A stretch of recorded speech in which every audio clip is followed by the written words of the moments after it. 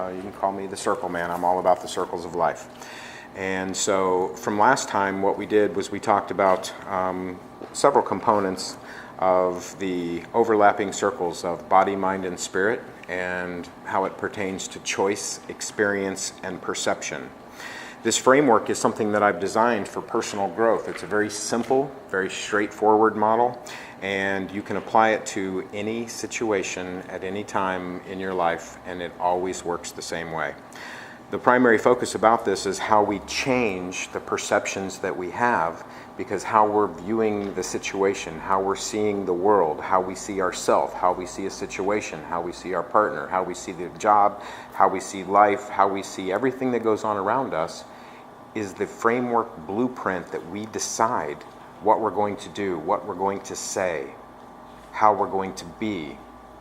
All of this circling around that choice then determines what we experience as an outcome. And so as you become aware of your choices, as you become aware of your thoughts, as you become aware of your perceptions, you understand that you have the ability to guide them, to shape them, to change them, which in essence you'll see is how we change our world. Psychology, very straightforward, interesting. Psyche is Greek for soul. Ology is the study of. Psychology, people think, I'm not going to a shrink. What is a psychology is about the study of the soul, and it's been around for centuries. And Plato and such individuals spent a great deal of time studying the soul and its inner workings. And what Plato said was that the soul is a circle, and that the circle that each one of us is analyzing is ourself. And what we don't understand is that we simply live life and we move around the circle of our own self. And as we do this, if you imagine this being one instance in your life, this being another instance at another age and time, and as we do so, what we do is we move around through all these different phases, all these different components, all these different elements, thoughts, feelings, emotions, experiences. And if we go far enough, we come back to where we started, which is full circle, closing the circle and having full self-knowledge. This is what tonight's teaching is about. Know thyself. If you can exponentiate your path and your journey around this circle, you can actually attain higher states of conscious awareness right here, right now, in this lifetime, in your everyday experiences, and you can live and experience things that you didn't even imagine possible. You can do things like Buddha said, overcoming suffering. You can do things like Jesus taught, which is finding that inner kingdom, that place where he claimed heaven and God lived within each and every one of us.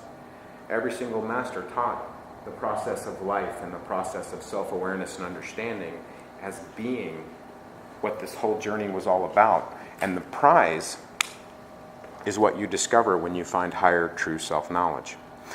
All this is done through the components that I explained to you last time.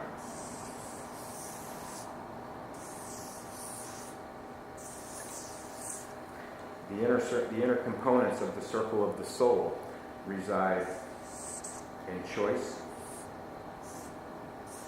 experience, and perception, and the way these all work together within us. Knowingly or not, your perception, how you see things, is going to determine what choices you make. The choices that you make is then going to determine the outcome or the consequences of your choices as what we experience. If you want to change one of your experiences, if you don't like a relationship that you have, you need to make a different choice within that relationship so you have a different experience. If you don't like the experience that you're having, you merely need to change a choice. Many people can't change a choice because they're stuck viewing a situation from the same perception. And if you cannot change the way you look at a situation, well, he wronged me. If you keep looking at it from anger, if you keep looking at it from debt, or if you keep looking at it from envy or from greed or for whatever's going on inside of you that's upsetting you, you will keep making the same underlying choice, knowingly or not. if you don't change the perception that you have, you know what, I'm going to let all this go and I'm going to just try love. That is a new perception. That would lead you to new choices.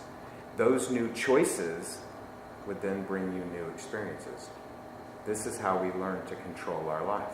We let go of some of the ego-felt hurts, needs, wants, and desires, and we learn to make a higher level of consciousness choice, of acceptance, of forgiveness, of understanding, of compassion, of empathy, of whatever it is.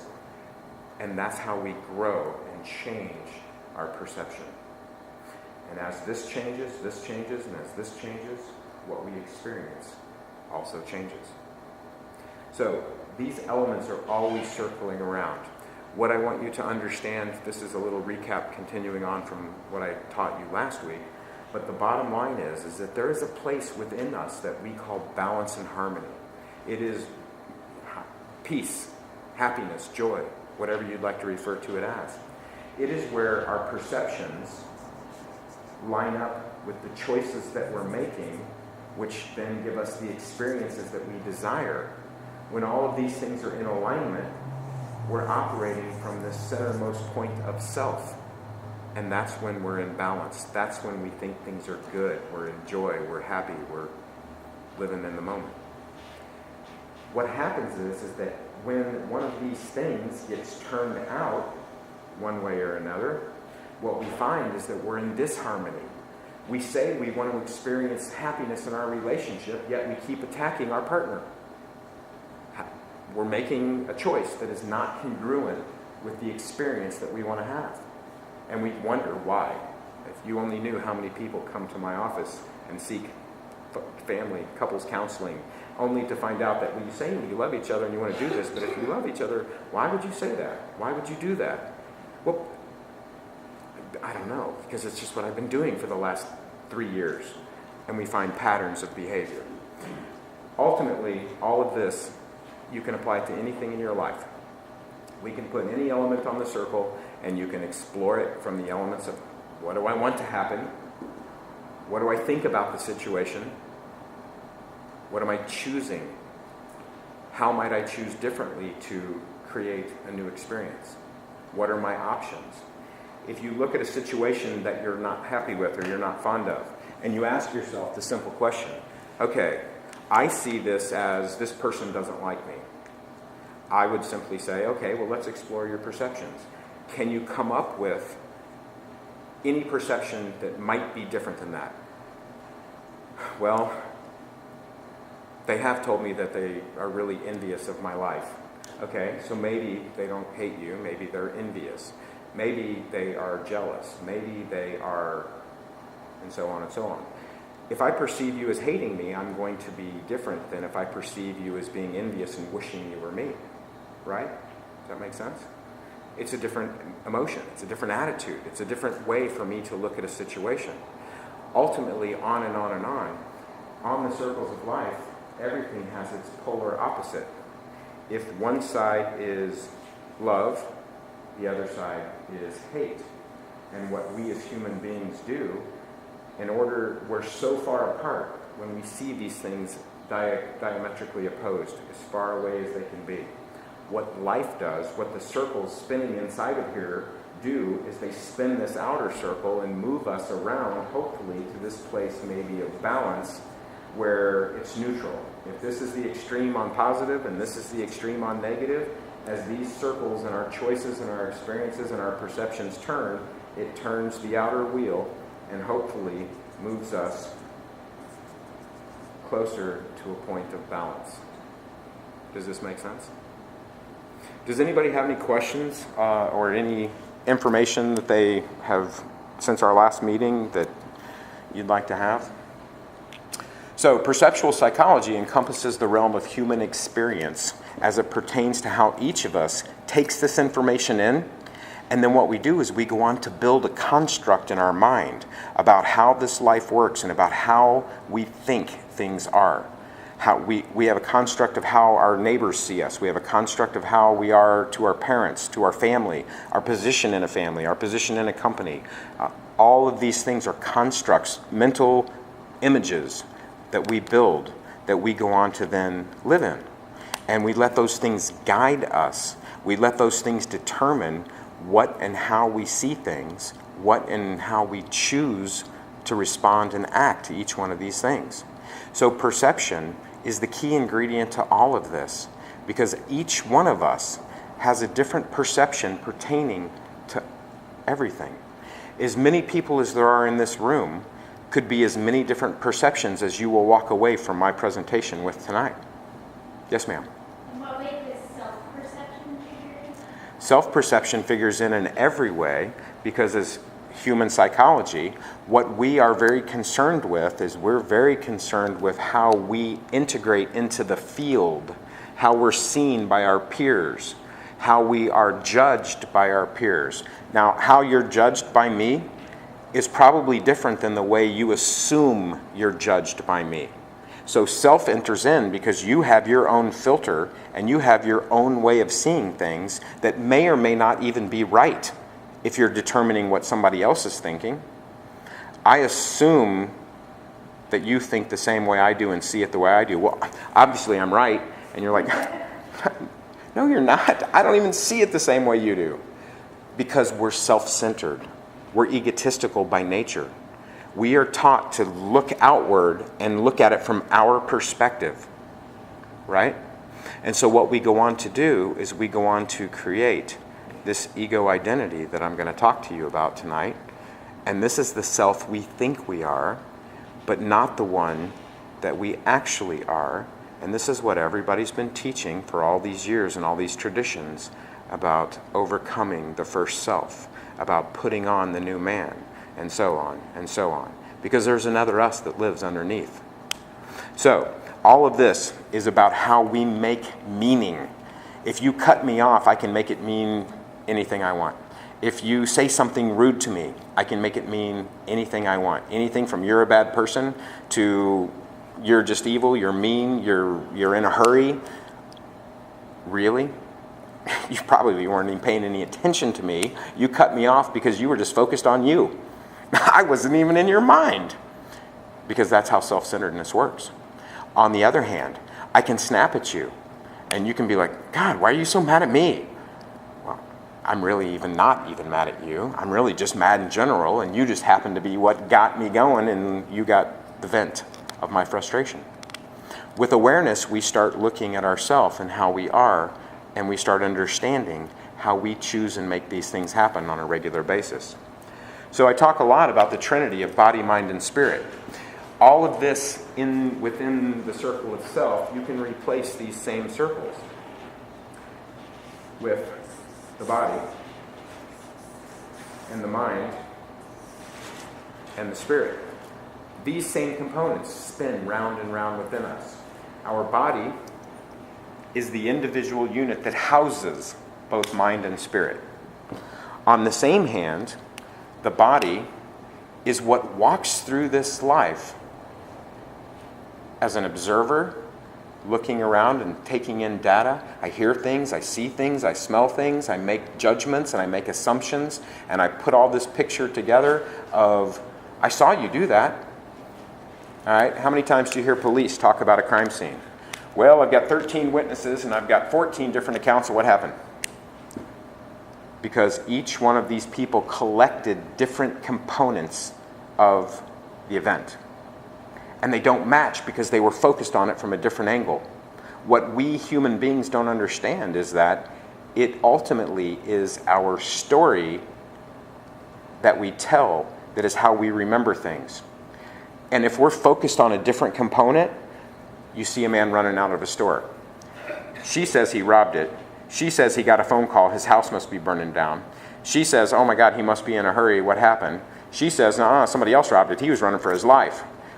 And so on and so on. Everybody has a different opinion on what happened because we base it on what we observe, on what we think.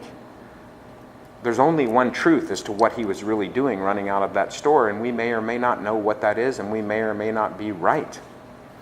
Ask any little first grader on a playground who started it, and every single one of them is going to point to somebody else. Because they all have a different perception of what started the event, right?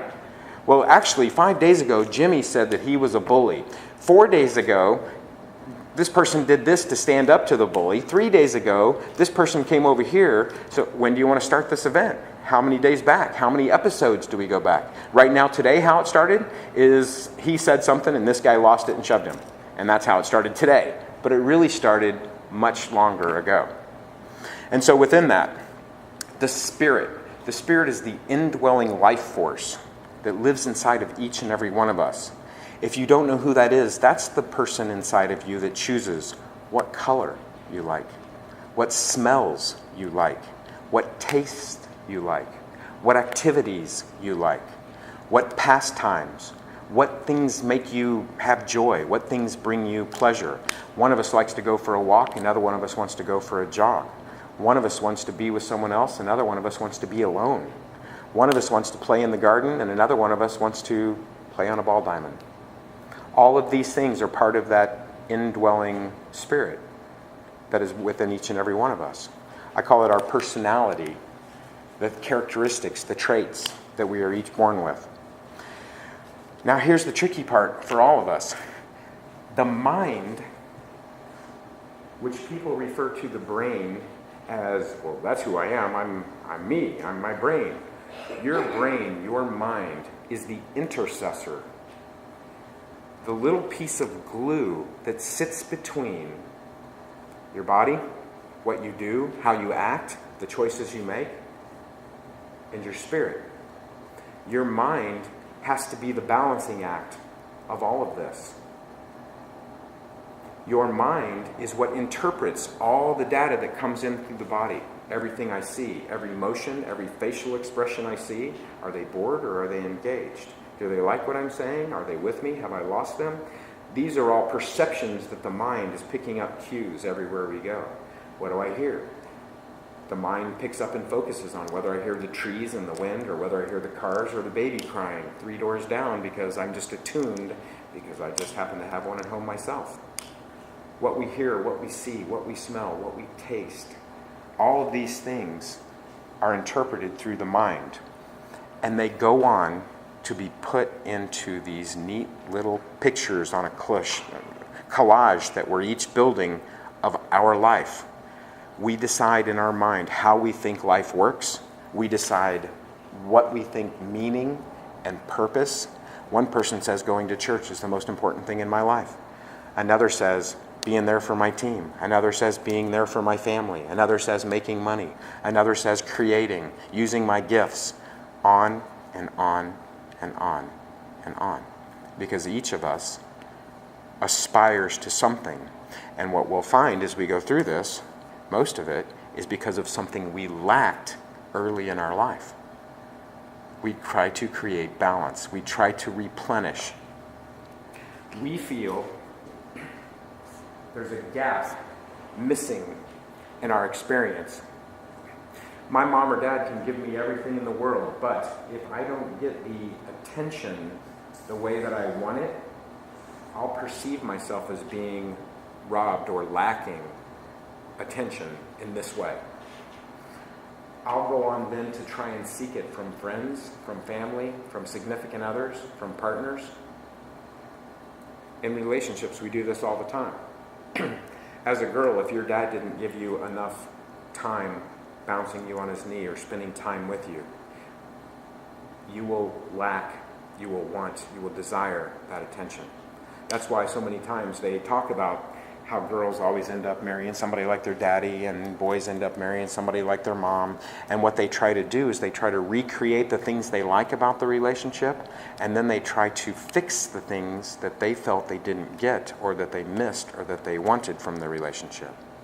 So understand that choice is the whole quintessential foundation of this entire process, because it is the event, the precipitating event that leads to whatever we experience. All the time, it's usually created, motivated, and facilitated by some underlying perception, how we're seeing things, or by some emotion that's so strong in us at the moment that we can't help but choose this certain thing or this way. And that can lead to our vices. We can be talking about what we would call bad or wrong acts, or we can talk about it being impulsive or irrational acts, bad choices. Choice is central to the human equation, and it is all about our existence, and it's inescapable, because even refusing to make a choice is you making a choice. So you're making choice even when you don't want to choose. And all of this facilitates that freedom of our choice becomes a commitment and a responsibility as you become more aware, as you grow through this process. So because individuals are free to choose their own path, we also have to accept the risk and responsibility of following our own path. And this is often what stops many of us from choosing what we want. Well, God, I'd have to leave my job. And if I left my job to pursue my dream, what if?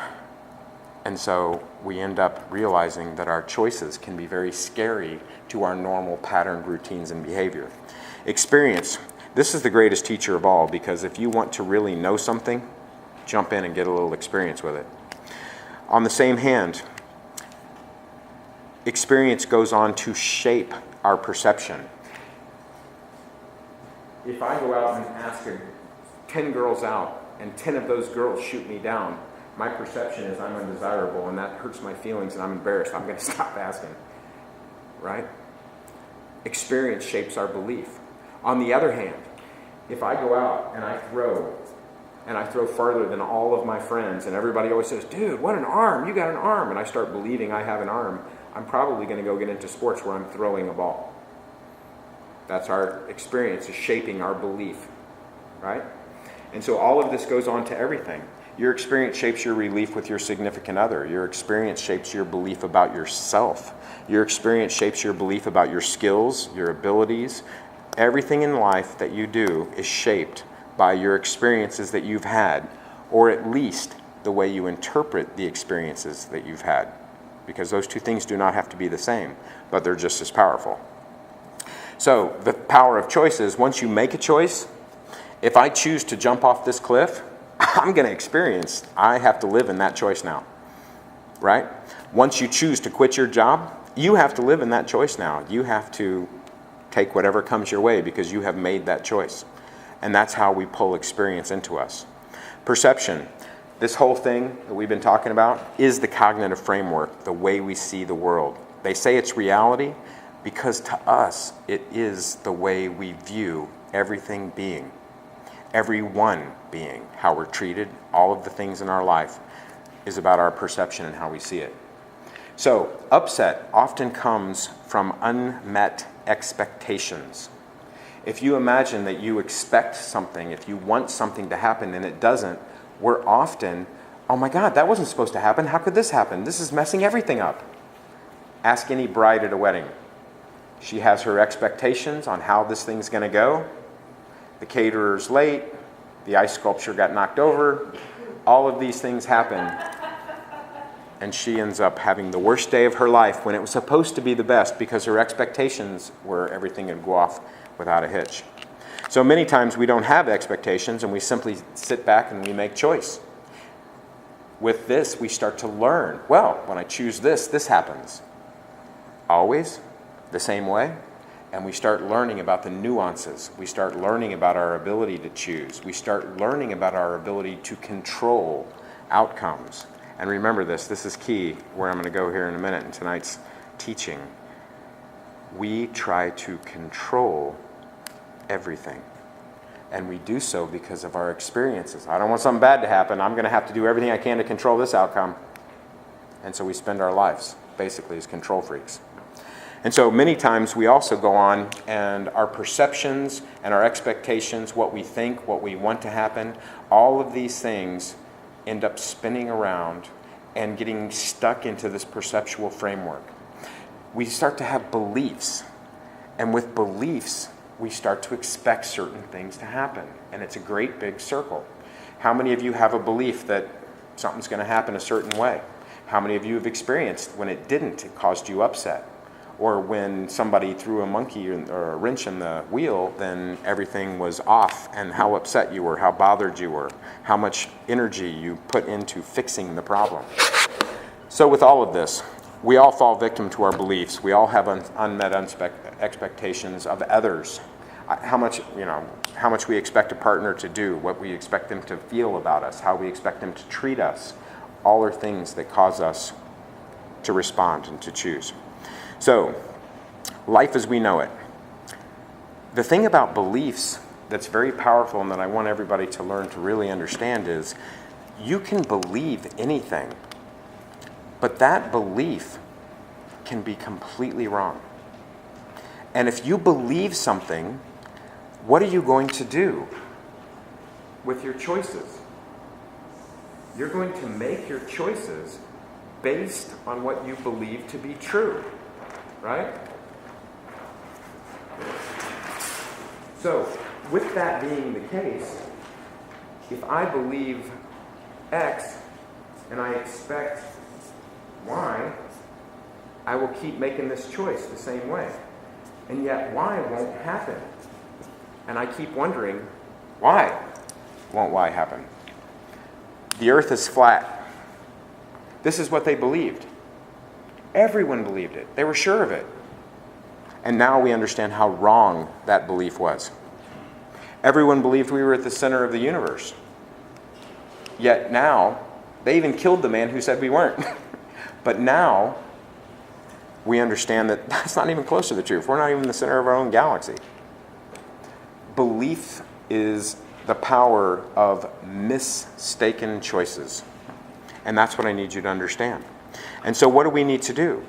You have to test your beliefs, because most of the time they're false. Even the beliefs that we're talking about yourself are often false. We are willing to believe bad, negative, harmful things about ourselves. I'm too this, I'm too that, I'm not this, I'm not that. And we walk around acting as if that's true. And we make choices that kind of make that true in our life experiences, even if it's not. I'm not smart enough. Therefore, I'm not going to apply myself. Therefore, I end up not getting good enough grades. Therefore, yep, see, there it is. I'm not smart. The only truth is that you bought into a story that you weren't or were something in the beginning. And then you went on to make the choices that led you to that path. If you want to be something or anything, the first thing you have to do is decide that you are that and you're going to be that.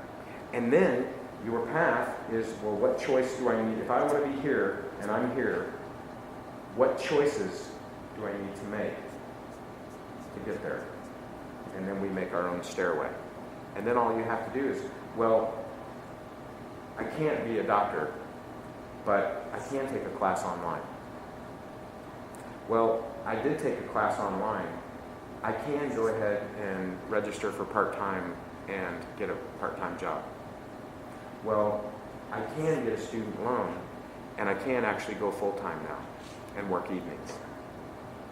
Well, and before you know it, you're a doctor. I got my doctorate at 42 years old.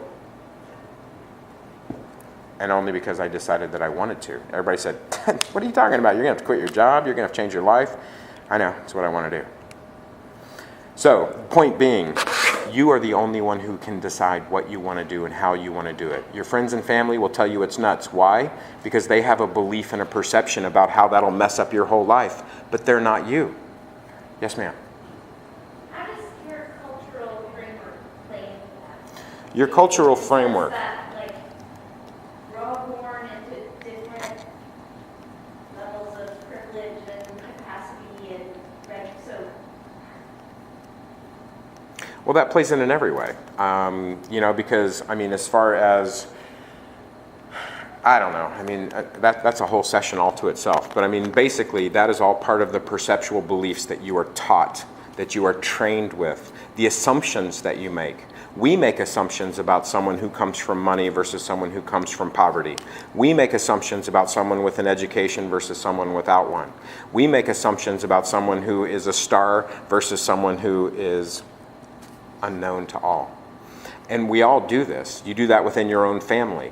You get trained as a child that you are of affluence. Therefore, you act a certain way because you don't know any different. That's the way your parents and everybody around you did, so you do the same until one day you look at it and notice and make a decision. You know what? that's not me. That's not who I am. And then you choose to make a choice, and you choose to change. So each of us observers, we grow to believe things about ourselves. And it's from this beginning, and it's from this point of view, we're told who we are as children. We're taught who we are. Oh, you're such a good boy. Oh, you're so smart. Oh, you can do anything. Or, you stupid little crap, what are you doing in here? I mean, and you're so dumb, you can't do anything. Give me that. You're so cute. You're just so pretty. Anything. The pretty girl, the cute girl, on and on and on and on, in every shape of every form of every personal thing that you can be, whether it's your body size, whether it's the way you look, your intelligence, whether it's your friends picking on you because you have an odd characteristic. We are told by others, and this is what I tell you, I'm the observer. I have all these sources out here that are telling me who I am. My friends give me one message. My parents and my teachers give me other messages. My relatives give me messages. My brothers and sisters give me messages. Most of them, what we don't understand as children, most of them are picking on us for qualities maybe that they're jealous of. And we may have a good quality, but yet we're called out for it, and then we go on to hide it. And then we go on to never develop it because of somebody else and what they put on us from the time we were a child. All of this plays in back and forth, and we end up beginning to develop a self-image. How I see myself initially is based on good boy, bad boy, handsome boy, ugly boy, smart boy, fat boy, stupid boy, good girl. All of these things are, this is how the world sees me. Therefore, this is how I must be. Therefore, my perception is I am this way. And therefore, I'm going to make choices that reflect what other people have told me that I am. I'm also going to make choices that reflect the conditioning and the training. Every time I do the certain thing that somebody wants me to do, I get $5. Every time I do the thing that somebody wants me to do, I get, oh, thanks, man. Every time I do something somebody else wants me to do, I get, oh, man, you're so good. I get reinforcement, which makes me, I'm making these choices not because I want to, but because I've been taught to, because I've been trained to. That becomes part of my self-image and who I am. Well, I'm just a helper. I always do everything for everyone else, even if it makes me suffer, because I was trained, because I was taught, because I was shaped, I was molded. All of this then goes on to ultimately one day, if I am that person who does everything for everyone and nobody ever says thank you anymore or does for me, my experience is I'm not worth anything. I'm only here to take care of and give to everyone else. Therefore, my needs don't matter. Therefore, I'm always going to put myself last. One scenario of many. Yes, ma'am. How can all this conditioning and social changes or places where you grow up that influence you not be undone? How can people just stay in that rut or that long that you perceive themselves to be doing whatever they have labeled? What you were Something like a sickness? What you were talking about is this right here. If your perception is that's just the way it is, if your perception is that's my culture, that's my role, that's what I have to do. If your perception is that's what I've been taught, that's the way my mom did it, that's the way her mom did it, that's the way I have to do it, then that's what you'll believe. If, on the other hand, you take on a different perception, you say, you know what, that's not right. It shouldn't be that way. And then you start deciding that you're going to change this perception, you're going to move this circle, that's when you make change and how you make change. And is it a sickness? Well, yes and no. But I mean, really, everything is a sickness when you look at it. I mean, it's a matter of, unless you're in perfect balance, we can say an overindulgence in anything is a sickness. We can say that an underachievement of anything is a sickness. What you'll find as we go through this, mental health occurs on a spectrum. And what they say is the Statistical Diagnostical Manual is 790 pages long, and it's about ready to become longer. And what it is filled with more afflictions than I can even count and tell you about. But they range on a spectrum, and really what it is, it's about a spectrum of happiness. And it kind of goes through the motions of, down here, if you have none of these afflictions, you're pretty happy. But as your afflictions grow and get worse, you get pretty unhappy. And if you're pretty unhappy, your mind is in a pretty bad place, right? Because remember, if you think the spirit turns out and you're miserable and unhappy, what's your mind going to do? Your mind's going to think the world sucks, it's not fair, I don't like this, nobody's any good, and you're going to become angry, you're going to become a hater, and what are your choices then going to be? You're going to isolate yourself, you're going to threaten others, you're going to not be social, you're going to potentially even be one of these kids that goes into a theater with a gun. Because you've decided something, that the world isn't fair, you hate it. Everyone is out to get you. Think about yourself when you were a child. Any of you wake up one day and go to school and, oh my God, I can't go, I'm having a bad hair day. That is the most important thing on the planet. Anybody be the little kid in Little League that struck out with the bases loaded and think, man, I can't show my face. All of these things are things we decide are so important. That's the perception where we make meaning out of something. And it's all of these things that people who are miserable and unhappy in their own mind, they end up acting, choosing on those things. So, beliefs can be wrong and need to be tested. Each of us, we observe things, we look at things, we decide who we are, and this is all about the choice, experience, and perceptions that we make, which goes on to determine who we are. So, this is a fun picture.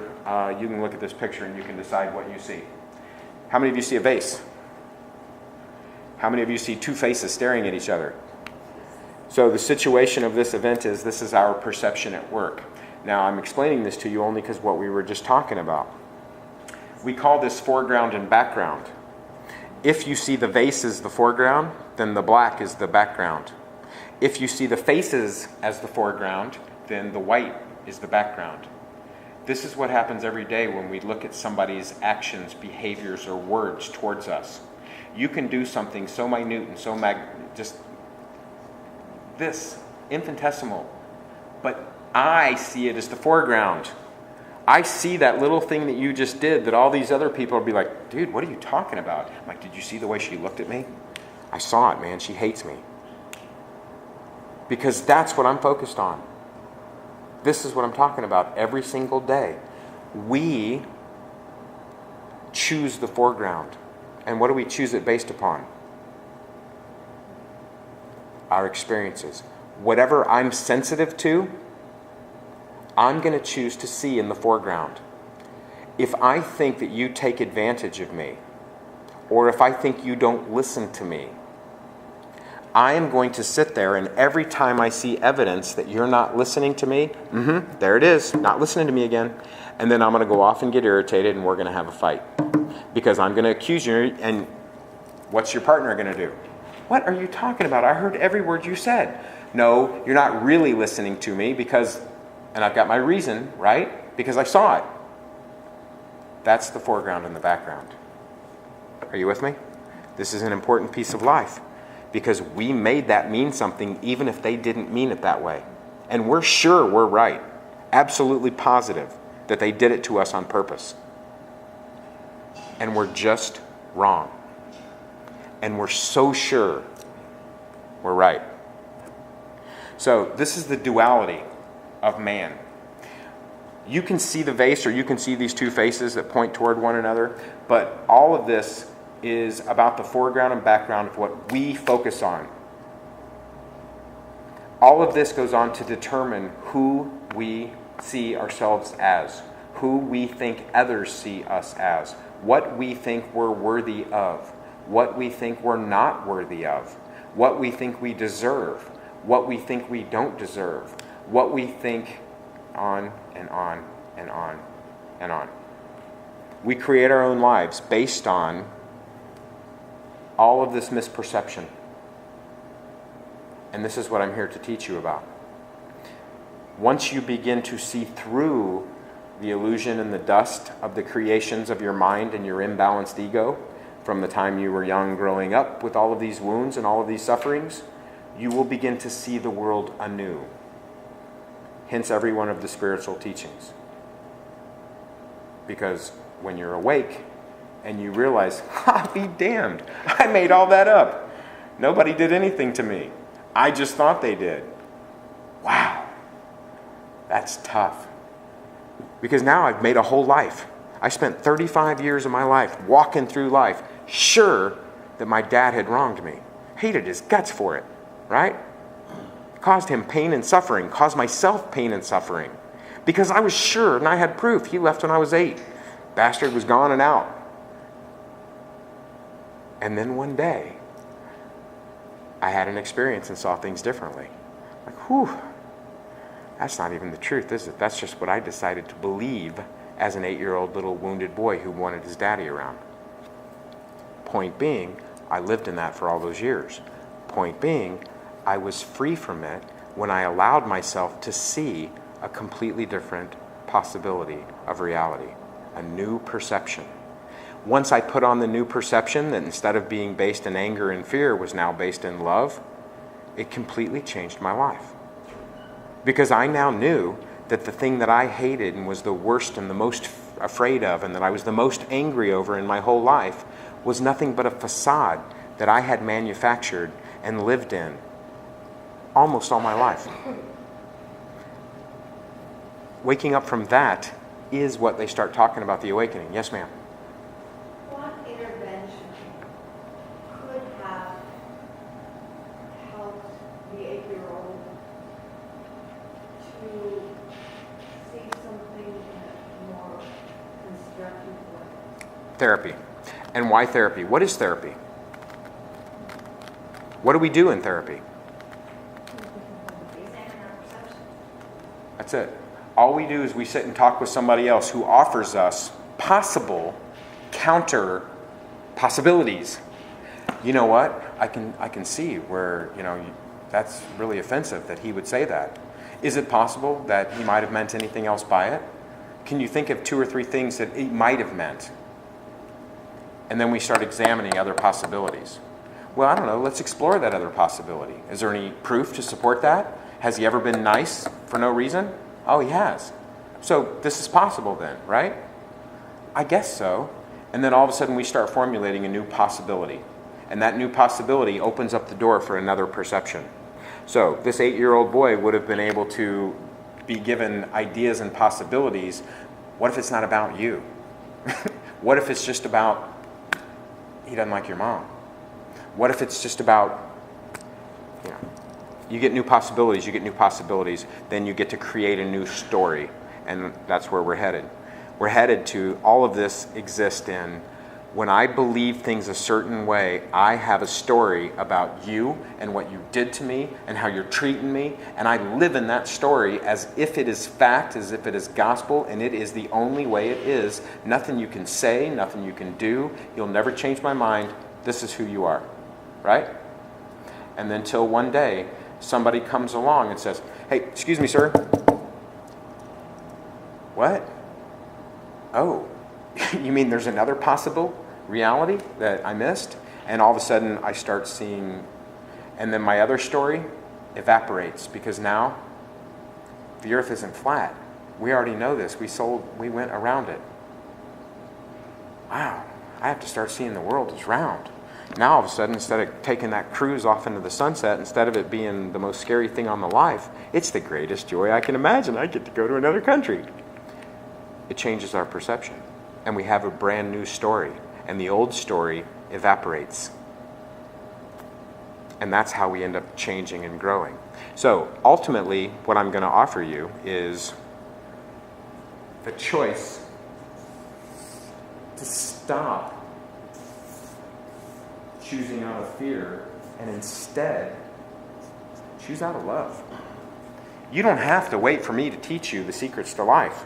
All you have to do is train yourself to stop seeing what's wrong with your relationship. You know how 2 couples get together and they go through life and everything's great and they're all in love and puppy dog and you can sit for hours and hours and hours with each other doing nothing and thinking it's the best time of your life and you're just happy as can be. And it's only a matter of 2, maybe 3 months or years, whatever, however intimate you decide to get. And then all of a sudden, you start noticing, man, your laugh really annoys me. Now, it hadn't annoyed me the entire time we've been together, up until this day, right here, right now, and I've decided that it does, because what am I focusing on now? I've changed my foreground background, and instead of focusing on what I like about you, I'm focusing on something that I don't like about you. Now what do I do, since I'm looking for the bad? Now my perception's over here, and I'm looking at fear, bad, negative. I used to just look at positive. I saw you as warm, loving, beautiful, smart, funny. I couldn't not be with you. I had to be with you all the time. Now all of a sudden, I'm recognizing, you know what? Your laugh kind of annoys me. You know what? You say some pretty stupid things. You know what? I just don't know what you're talking about. I think I need to fight with you some more. And now all of a sudden, we're over here. And that relationship that was so perfect, all of a sudden now is so terrible. And we ask ourselves, why? How did our relationship get this way? Foreground and background. Now you're focusing on what's wrong instead of what's right. Are you with me? That's all that happened. They didn't change. They're the same person that you fell in love with. You changed, and you need to own that. You started focusing on a different part of them. You started focusing on a different part of their behavior, of their speech, of their actions. They didn't change. They're the same as they've always been. You did. But yet what do? We point the finger at them and say, it's your fault. You did this, as we point 3 fingers right back at ourselves without even noticing it. Yes, sir? What if they do change, like they choose not to do something that they used to do? Then I would say, it depends on where you're coming from, what my answer is. Like finances. They choose not to handle finances anymore. Right. So my response to you is the same. It depends on where you're coming from. So, on one level of the hand, it's like this. Well, do they contribute to the finances? Do they have their own finances? Is this their choice? Am I trying to impose my will upon them? Am I trying to take control of their finances and make them agree and see it my way? If so, I'm the one that's wrong. Now, on the other hand, if they're doing things that are irresponsible, that are damaging the family as a whole, well, then I have to be able to say, you know what? You're making choices that are about to make me make some choices. So you have a new choice. You can either stop and get fiscally responsible and stop running up credit card debt that's going to put us in the poorhouse, or you can go ahead and realize that I'm going to separate all of our finances and you're going to have to bury that nut on your own. You have a choice to the choice. They have a choice. And so the bottom line, my response to your question is, what do you do if? What if they change? Okay, so what if they do change? We all change. We all grow. We all evolve. That's part of life. That's how it goes. On the same hand, is the choice good or is the choice bad? Is the choice good for them and bad for you? All of these things come into play. And with awareness, you start looking at multiple layers of, you know what? I think it's good. It's about time you went out and spent some money on yourself. Here, I've got $100 in myself. Have fun. Because it's worth it. It'll go miles and miles and miles in the love relationship. It's $100. I'll have to work an extra day, right? But there are times when that's not appropriate. And that's why you have to be looking choice and the experience. Every choice has a consequence or an outcome, which we live in experience, right? And so once you become aware of the choice, and like we talked about a few slides ago, the motivation and the emotion that's driving the choice, why is this person changing? Don't you think that's important? Because we don't just change typically. I spend hours with people, multiple weeks in a row, trying to get them to change, usually just their mind. And people don't change unless they want to. I can give you some new ideas and new thoughts, but you get to decide whether or not you take them and run with them.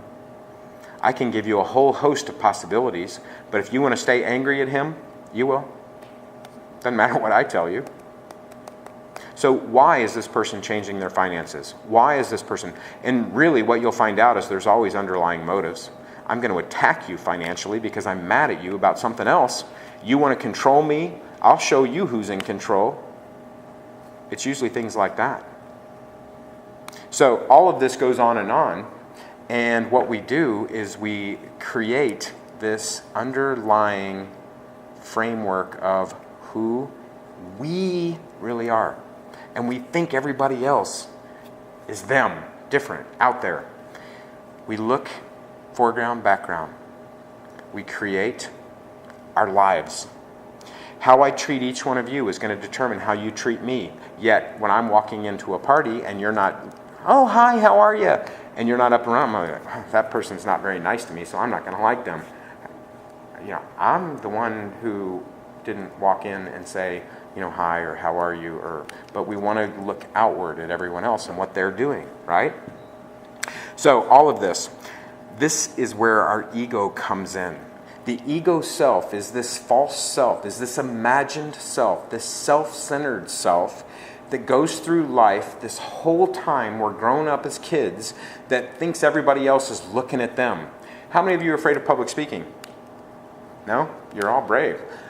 That's because your ego is afraid that you might embarrass yourself. Otherwise, why would you be afraid? You speak every day. Thousands and thousands of words, right? But the ego is afraid you might be embarrassed. The ego is afraid that you might say something wrong, say something bad. You might get judged poorly. You might not look good. That's the ego mind. The ego cares about how it looks to others. I want you to see me as smart, good looking. I want you to see me as rich, wealthy, successful, nice, kind, caring, loving, as a fantastic human being in every respect that I can create. And that image for you is what I'm after. Isn't that what we do? As we grow older with experience, we start realizing how much work that is and really how impossible it is, because we understand that that's, that's a lie. I'm really none of those things many times. And we realize that. And so what do? We start shedding the onion-like layers of self. And we start coming to a core of a new self, a different layer of self, a different level of self, a deeper understanding of self. As we peel back the onion of ego, we start realizing that there is a true or an authentic self that really lives inside of me, that I mask, that I hide from all of you, because my ego self says, you won't like me if I'm not like you.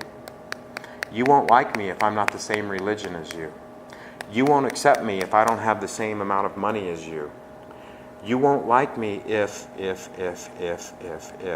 That's what my ego says. Because I need to be how you want me to be, because I grew up in a world that used you to determine my worth, my value, who I was in the family, to mom and dad, at school, blah, blah, blah, on. You get it? It's all a great big spiral. We go on to create the person that we are based on how others saw us and treated us throughout this life.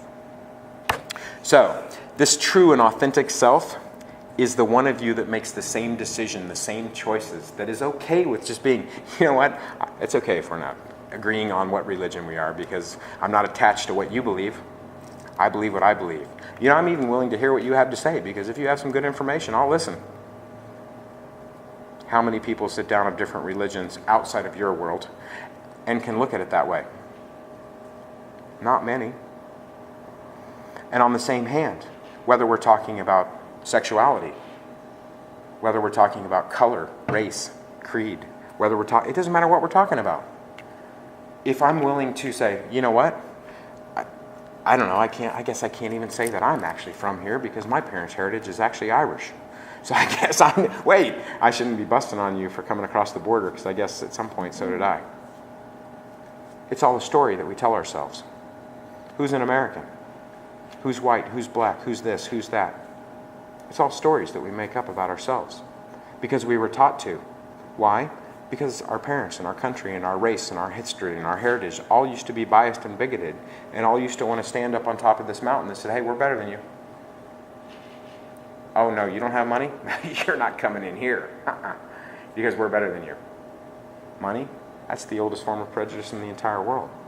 most people with money would tell you that they have just as many problems, just as many hang-ups, just as many hiccups as you. They're just better at hiding them because they have a bigger house and have more rooms to go hide out in.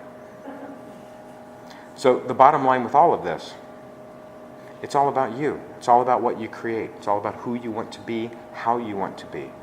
And here's the bottom line. You get to choose. You get to choose who you want to be in this lifetime. You can be any way, anyone, do anything, put on any face, put on any persona, make any choice. Now, they don't all have great consequences, and you might quickly decide that that's not a good choice and you don't want to do that, but you have choice. So all of these things lead to conflicts within our lives. Yes, ma'am? I really understand what you're saying. There's just this especially conditioning and culture that how do you break that pattern given that many of these perceptions are so unconscious that you try to break that and then you go on with life and then you're not aware, unconsciously aware, and you go immediately, naturally back into your old patterns. Okay. What you're talking about is exactly what I'm teaching. Conscious awareness is the key. I've told you that at the beginning. I've told you that last week. I told you that when I taught sermon here. This is what I'm going to keep teaching you. You have to become consciously aware of what it is you want. You have to become consciously aware of the steps you need to take to get there. Yes, ma'am? The other half of that, because I think I'm hearing people ask about the other half of that. Like, what's the iceberg holding you down? Mm-hmm. That's family systems. That's Well, the stuff and you've been hearing family from systems your mother plus over and over again. 5,000 years worth of cultural heritage. Cultural craft, right? It's family systems and cultural craft. Like it's So- a double baggage. Are you open to me using this? Right now? Me? Yeah. Oh, yes, of course. What you need to understand is that based on your cultural heritage, me and every other white boy just like me has a perception of who you should be and how you are. Therefore, we look at you and expect you to be a certain way because that's what the book says, right? So not only is your family trying to make you stick to this cultural heritage, not only did they train you and raise you in this cultural heritage, but everybody in this room that knows your cultural heritage is going to say, what are you doing? For instance, I give you, what was this little, I can't remember her name, little Chinese girl, I think she was a skater or something, and you expected her to talk with a Chinese accent. And she talked like normal, like little Debbie Susie from California. And I'm like, oh my God, I didn't expect that. Because she was the perfect little imitation, China doll that should have had this accent, right? This is expectations that I was talking about earlier. And this is also how we put people in a box without even trying to. We expect them to be a certain way. And all of this goes through our cultural heritage. This is why we have stereotypes. You're stereotyped by all the people around you. I'm stereotyped by all the people around me. Oh, you're Irish. Huh. You must drink and eat potatoes. Actually, I do. But the point being to this, we all do this based on who we are, what we know, what we think, and the world expects us to be a certain way, so they treat us that way. So you want to know how you slip back in when you fall out of a pattern. Because you're having unconscious forces act on you everywhere you go, all the time, by your parents, by your friends, by your family, by other people that expect you to be and behave a certain way. Which means, and it's important to say at a certain level, it's not your fault. And so for you to change, you need to understand that you are taking on astronomical work because you have to be conscious 24 hours a day. Well, at least 18 of your waking hours a day. That's the thing. And it's not even culturally what I'm asking, but it's more related to my dad and how expectations were. So I'm very strict with myself, and I try to make this conscious decision of being easy on myself. And 1 week is fine, and then all of a sudden life happens. I have children, and you go immediately back into, a behind the. You raise your kids the way you were taught and the way you were raised because you don't know any other way. How many of you go back and you look at it and you say, oh God, I hate my mom, or I hate my dad, or I hate this, and then all of a sudden one day, oh my God, I'm my mom. Amen. Because we were trained how to be a parent, and the only training we had came from that parent, right? So we do one of two things. We either become them, or we're like, oh, I'm going to be conscious of this. I'm becoming the opposite of what my parent was. And then what do we learn? Well, even if you do, what do you learn? You learn that, ooh, God, I can't just let them do everything they want after all. Mom was right. Guess I should have spanked them once or twice. I guess I should have said no once or twice. I can't just let them run all over me and do whatever they want. We learn by experience. About all this, what you're talking about, we had this discussion group where we used to get the books, Hindu philosophy, and one of the things that I learned from that was to become an observer of your thoughts. Be that third person, be that person inside you, and observe your thoughts, then your actions are a lot more. You are right on the money, and I'm a huge fan of Hinduism for exactly these reasons. Every gem reflects every gem, every wheel reflects every wheel, and turns everything is all tied up in together. And when it comes to self-awareness and consciousness, whether we're talking about Islam and Sufism, or whether we're talking about Hinduism, or whether we're talking about the Buddha, or whether we're talking about, choose, it's all the same. And it's all about becoming aware. Be that observer of your own thoughts. Be that observer of your own emotion. Be that observer of your own choices, and understand that what you choose is going to have consequences. If you don't like what's going on in your life, choose differently. Right? And it won't be natural. It'll feel uncomfortable. Why? Well, because if you get up on the left side of bed every day, it's going to take you a month of getting up on the right side for you to be okay with it, because otherwise it's just going to feel weird, because that's what you've trained yourself. That's the same way life works on us. We get trained. We get trained to say, yes, ma'am, no, sir. We get trained to sass. We get trained to backtalk. We get trained, we get trained, we get trained, we get trained. We become who we're trained to be. And some of that training comes in the form of positive reinforcement by other people. Hey, I like you. Hey, here's $10. Hey, thanks very much. A smile is reinforcement. If you're doing something and I scowl at you, you're going to, oh my God, what am I doing? I can control you without you even know I'm controlling you. Just because I'm going to give off a signal or I'm going to send a message, you've been trained to respond. You're trained to respond to negative cues, like a look or a stare or a snarl or a scowl. You're trained to like, what am I doing? Look at yourself.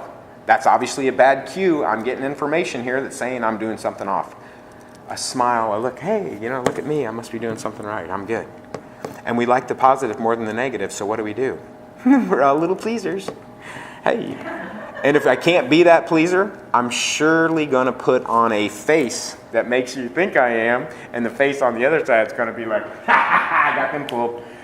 And that's where you see these people that are two-faced. That's where you see these people that talk behind your back. That's where you see the people in gossip. You may even be one of those people, and right now at this moment you may be aware of it. I'm just saying, all you have to do is choose to stop. And it's over, it's done. Your choice dictates who you are and how you live. If you don't like to be gossiped about, I say don't gossip about anyone else, because everything that goes out comes back in spades. And this is a universal law. I didn't make it up. I've only observed it in my own life, and trust me, I wouldn't tell you if it wasn't true. So the whole thing with all this, conflict lives within these perceptions that we have, and it lives within the choices that we make and the experiences that we have. We control the conflict in our lives, and we don't think we do. We think someone else is doing it to us. We think it's just being done to us. We think we're unlucky. We think that somebody mean, something mean. I myself fought with God. What is wrong with you? I'm a nice guy. Why do you keep punishing me like this? And he laughed at me and said, son, one day you're going to wake up and you're going to laugh about this one. And he was right. Because all of a sudden I saw, oh, no, that was me. I blamed you. Sorry. And that's what we do. And we don't understand it, and we don't know it. And so what I'm trying to do is teach it to you, because then you'll stop it. You'll stop punishing yourself without even knowing you're doing it. You'll stop making choices that bring you negative experiences. Love the one you're with. Be looking at their good qualities. Be happy. If you don't have someone, then I'd get rid of your cynical attitude, or you're never going to. right? That's how it rolls in circles. Yes? All right, I'm just going to name my demon, which is very small, impulsive children.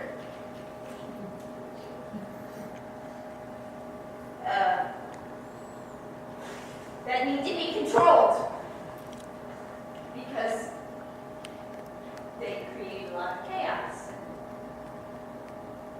Don't do anything they're asked to do. They have to get to school at a certain time. And, could you comment on that, please? I could, but that's going to require an individual session. It does, it gets better. Thank you, Ms. Martin. No. Be a community of people who've been through it, who can pattern after it, and you see that there's life after it's over. And you can see that if you come out the other end, and it really, and read things like that, say, you know what, they're born the way they are, and so much, you know, one of the, biology is so much a part of it. Sometimes, as long as you're good enough, you're great. As long as you're not horrible, you're doing okay. So the thing that you just brought up is something that I'm going to point to, the element of perception. All right, we'll use this as a quick example of how change would occur. In a very short, quick fashion, your perception is, it is bad, it is chaos, it is grief. Well, I'm going to point you to another perception. If you would just be able to flash forward 15 years into your life and be me, you would realize, I sure do miss my kids running around. I sure do miss them coming and jumping on my lap. I sure do miss them thinking that I was the cat's meow. I sure do wish that once in a while they would call me, let alone come see me, come play with me, hang out with me. Once they hit 13, 14 years old, friends. By the time they're 15, 16 years old, see ya. And from that point on, it's, Dad, can I have some money? And you know what? My oldest daughter, living proof. It's not, Dad, can I have some money? It's, Dad, can I have some money? I don't even get the luxury of talking to her. It comes by text. So the whole point with all of this being is a little perception. Enjoy these little pain in the asses now. Find enjoyment and pleasure in these little pain in the asses right now. And you know the fun part is, if you really become someone who can actually just raise your conscious awareness one level, right? From right here, all you have to do to go is right here. And this whole problem goes away. I'm going to skip ahead. A problem cannot be solved at the same level of consciousness that created it. But if you jump to the next level of consciousness, you can solve the problem. This is what I do in therapy. I don't go back into people's lives and tell me about your father. Tell me about your mother. Let's get through. What I do is I teach people how to become consciously aware of where they are, and I teach them how to elevate to the next level of consciousness. And what I'm talking about is right here. All right, so this is your problem. You're having all this discord, which is causing you to perceive it as being negative. Now, instead, I would say, all right, this is game on. So, there's some motivation behind your behavior. I'm going to figure out what it is. And then once I figure out what it is, I'm going to use it to motivate you to do what I want you to do. And then you turn around and then you start becoming a shaper and a crafter. Instead of getting mad at their behavior, hey, you've got choice. Here are your choices. You can either continue as you are, and we will not be going to McDonald's and you will not be getting the special play toy, or you can turn around right now and go clean your room like I asked you to, and then we'll go jump in the car and head on over to McDonald's. Okay. Because motivationally, they want that toy. I think I told you this story. My daughter's in the McDonald's toy, right?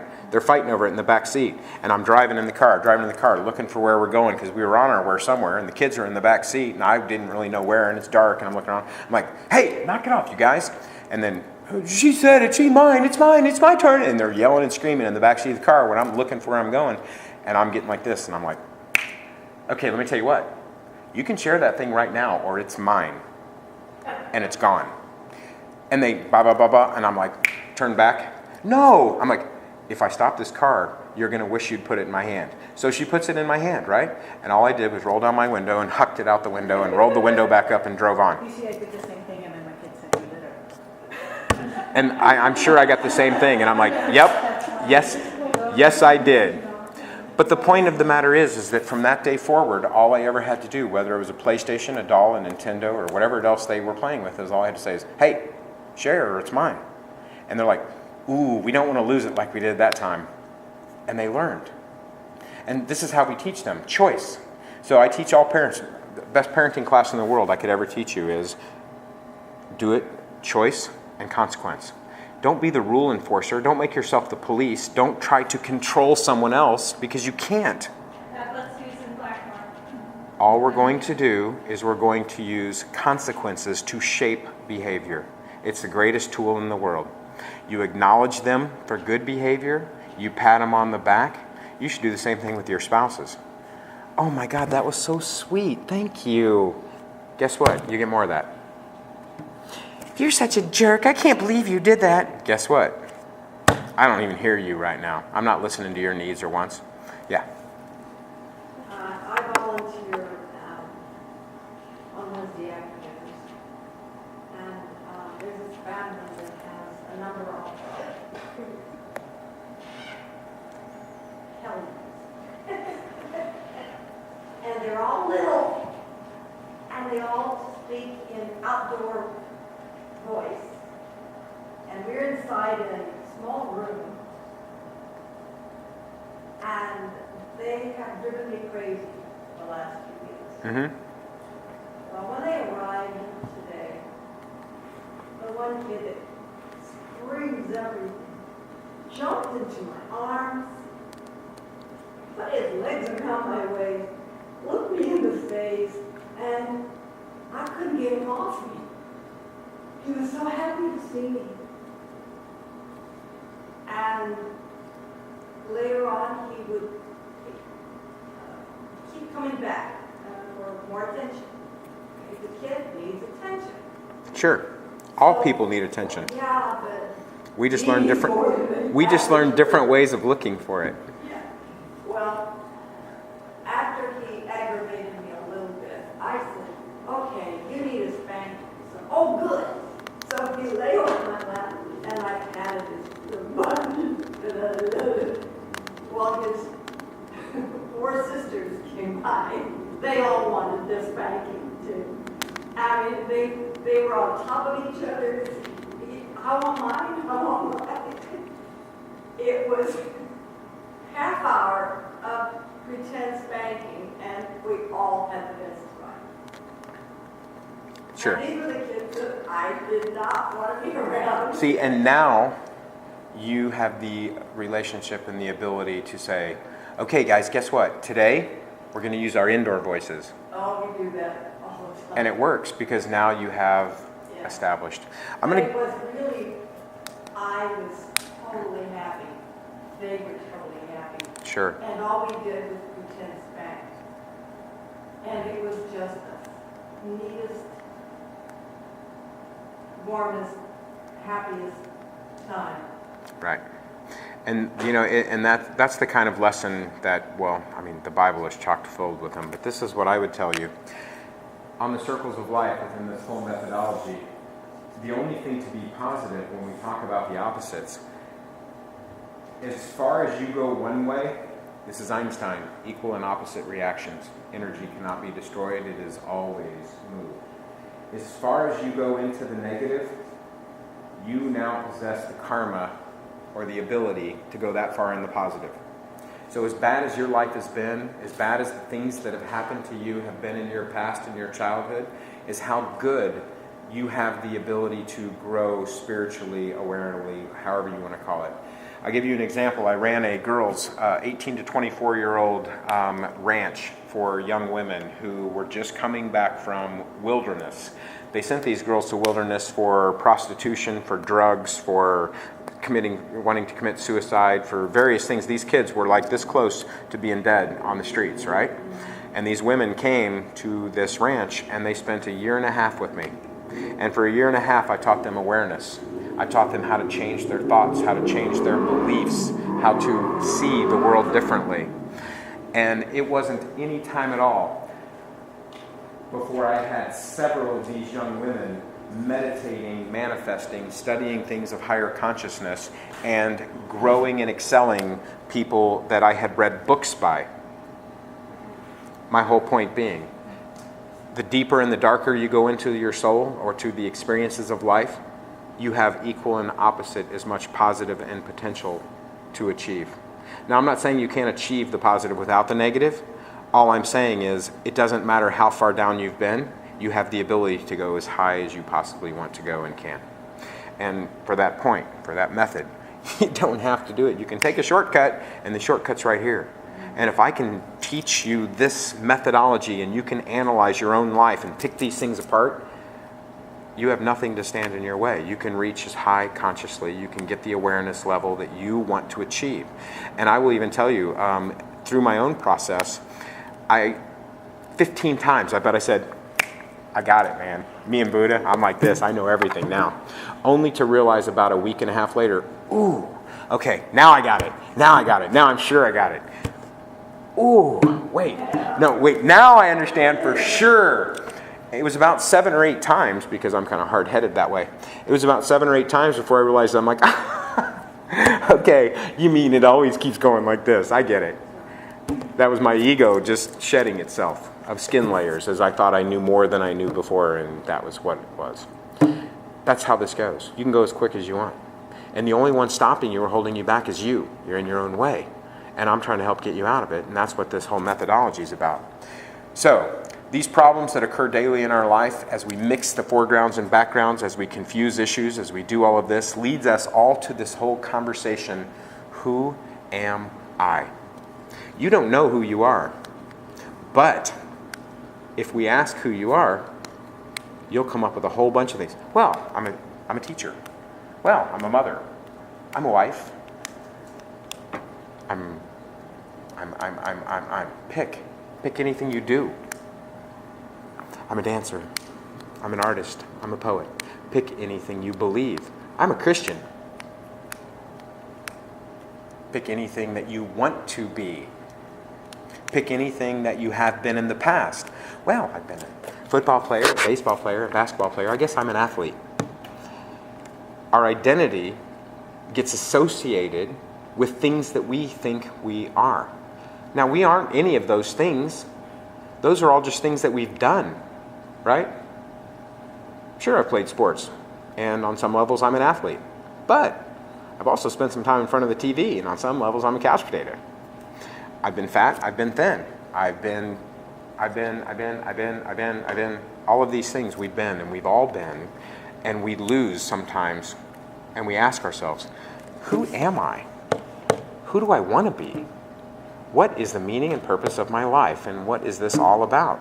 And it's these questions that end up getting us into these conundrums and these little circles.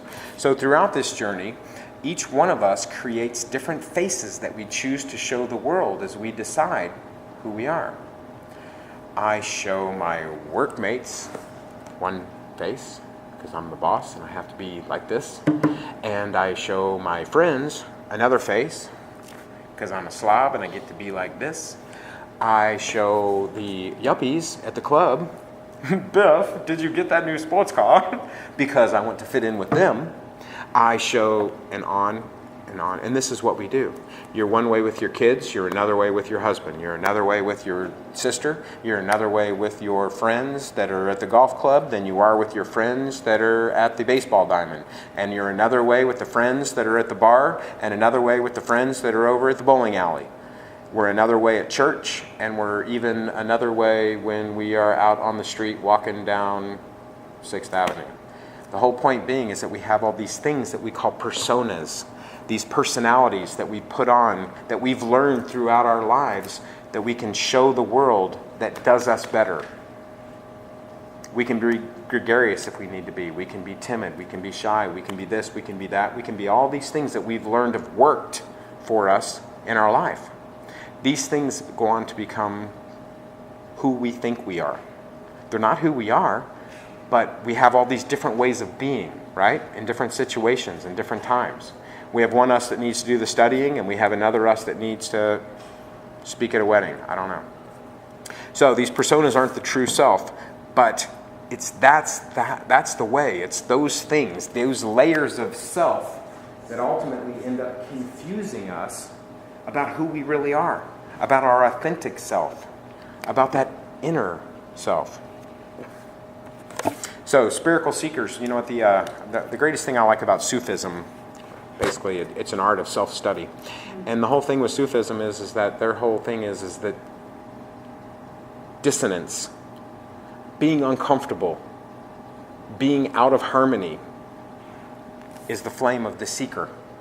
Because you're never comfortable, you're never settled, you're never happy, you never get complacent, you never just sit back and say, I like things the way they are.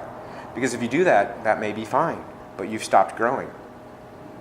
You won't go any further than you're willing to stretch your comfort zone and penetrate all these various levels of your external outer selves, like shells, as you move inward towards you, the real you. So, behavior. All behavior is a function of choice, and what we need to identify is the motivation behind it. If you don't understand the way you're behaving, what's driving it? What are you trying to get? Well, I want him to notice me in a positive way or in a negative way. Because what you're doing is going to get you the wrong kind of attention, right? Every one of us has behaviorally intentioned action that comes from some motivation. The little kid acting up in school wants a spanking because he yearns for attention. Now, we all know that all he has to do, because we've got experience, right? We know better. Hey, excuse me, I'm really lonely at home.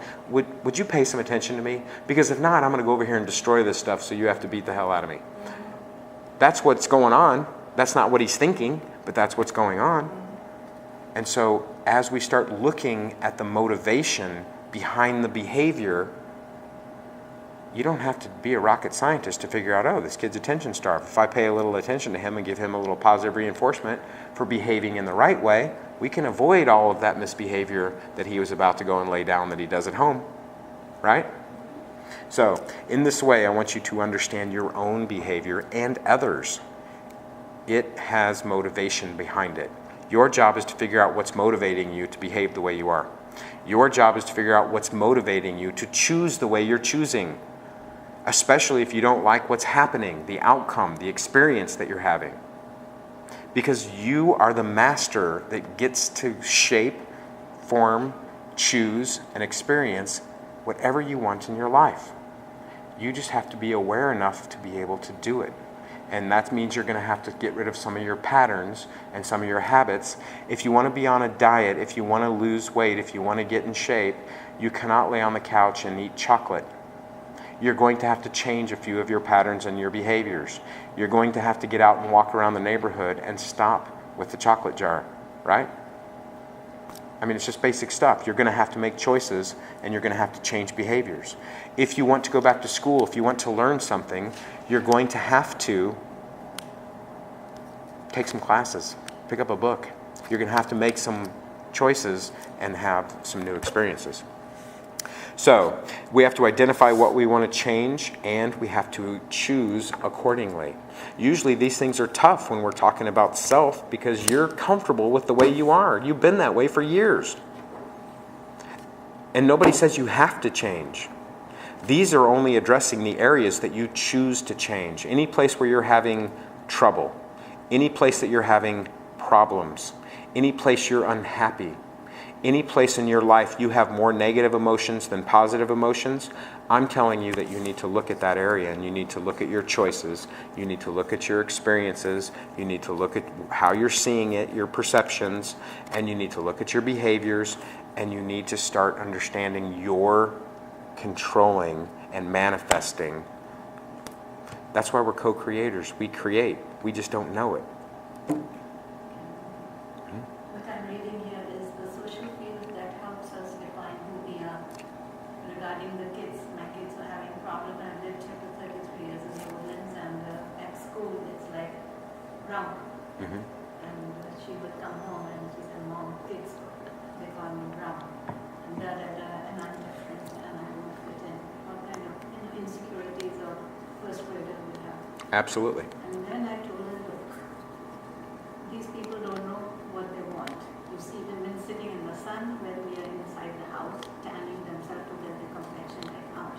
Sure. And the only way you will be truly happy is if you do the things that are good, that come from inside. You truly do nice things in life. You appreciate yourself, you admire yourself, and then other people will see that. And then a year later, she tells me this Czech girl was having trouble with her self-image, and she said, "Mom, I helped her get out of it and make her feel better." Amazing. That's fantastic. You know, and the irony, and this is what I talk about, this is the balance of opposites, right? Equal and opposite reactions. How old's your daughter now? But she's married. Ah, I was going to say, okay, so this same little girl in first grade who's being made fun of for her skin color will be sought after in high school because she has brown skin, right? It's the balance of opposites. It's the way things go. And it's amazing how what can be our nimbus can end up becoming our, well, either our joy, our pride, or our skill, right? I stand before you and teach you all of this, not because of what I learned in school, but because I've gone through it all. And that's how I have firsthand experience with it and know it. But I tell you, as I stand here and teach others, every time I help somebody, last night I had a woman sitting on my couch that was broken beyond what even I thought I was capable of fixing. And then in just that moment, I had this spark, and within 45 minutes, I had her completely change her entire philosophy and outlook on life, and she saw it all and had hope that she could climb out of where she was. And just in that moment, I thought, God, I appreciate every single moment I've ever had, because it all boiled down to me helping this one soul right here on my couch tonight. Right? That's what it's all about. So all of this, existentialism, a philosophical movement which emphasizes individual choice and freedom, and that's what I want you to realize. We give up our freedom when we get complacent. We give up our choice. We let others control us. We let events control us. We let circumstances control us, and we end up not seeking the joy and the happiness. We end up putting our dreams on the shelf and leaving them behind to collect dust while we go on with our everyday life, doing the same thing, the rut, day in, day out, over and over and over, all the while not knowing why we're not feeling very fulfilled on the inside. Because whether you know this or not, every single soul on this planet has a mission, has an outreach, has something to do, something to accomplish, something to share, something to overcome, and something to share with others. Every single soul. And it's our job to discover it, uncover it, and find it. And we do so not out here when we're playing an ego, but in here when we crack the shell and we find that authentic and that inner self. So, I'm going to speed up a little bit because I'm going to run out of time. So one of the most prominent themes about this, as I said, was choice.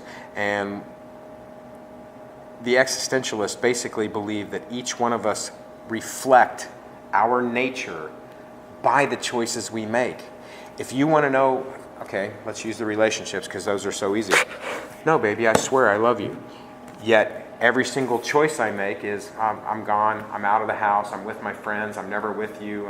So my choices are reflecting my true nature, which is maybe not so much.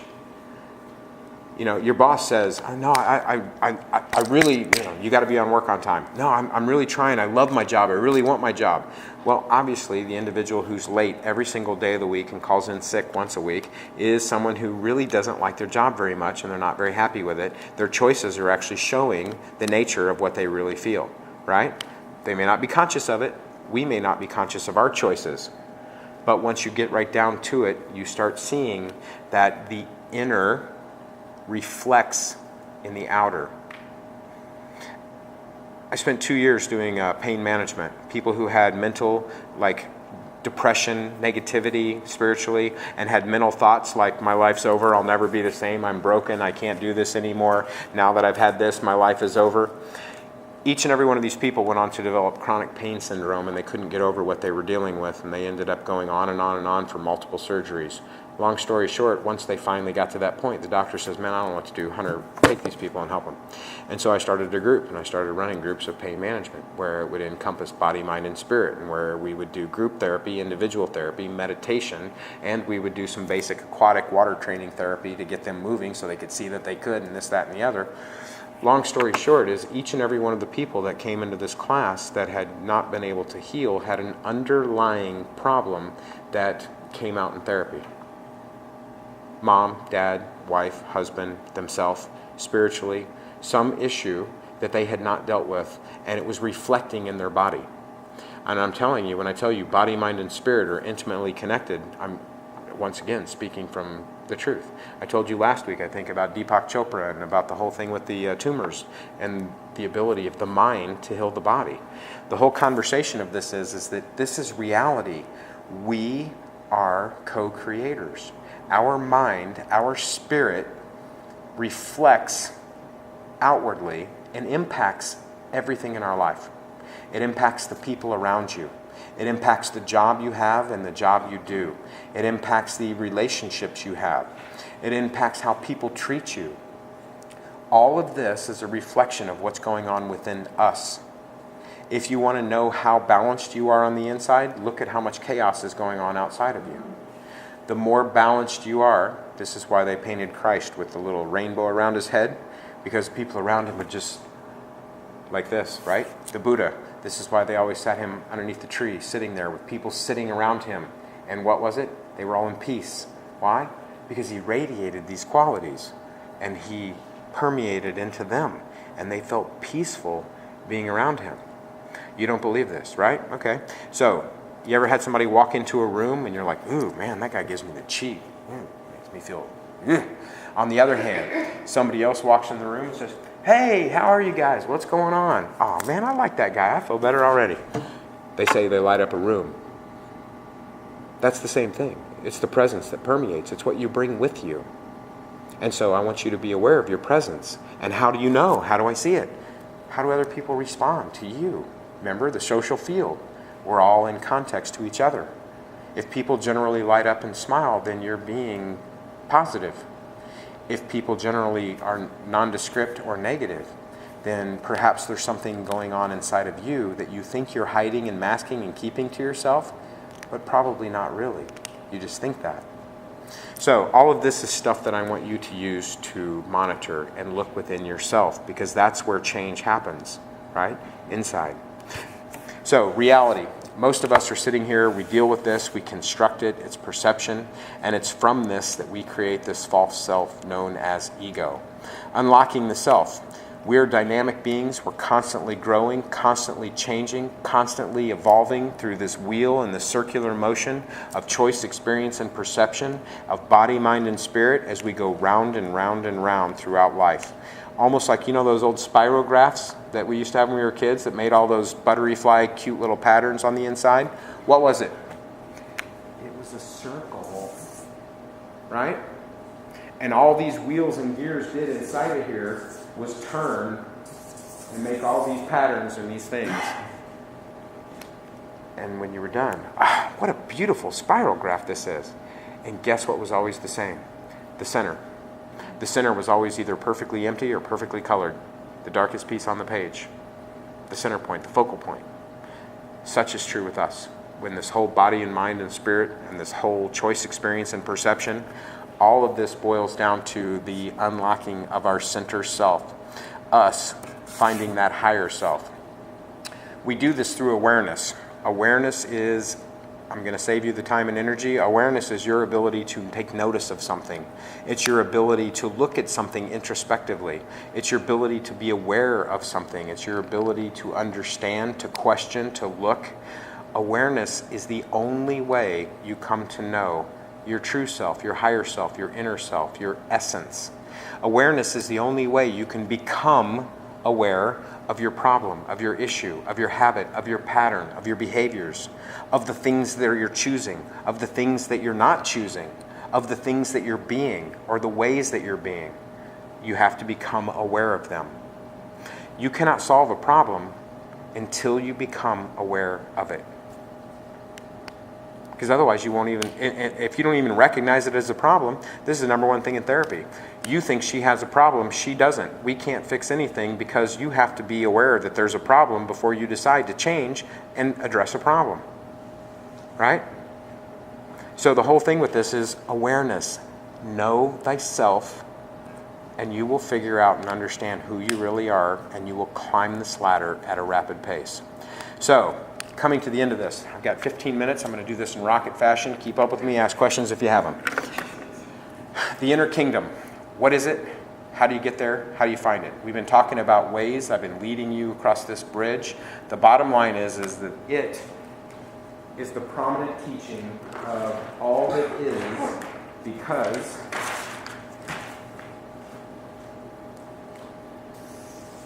first, we have the outer court, right? This is biblical metaphors for any of you who are curious.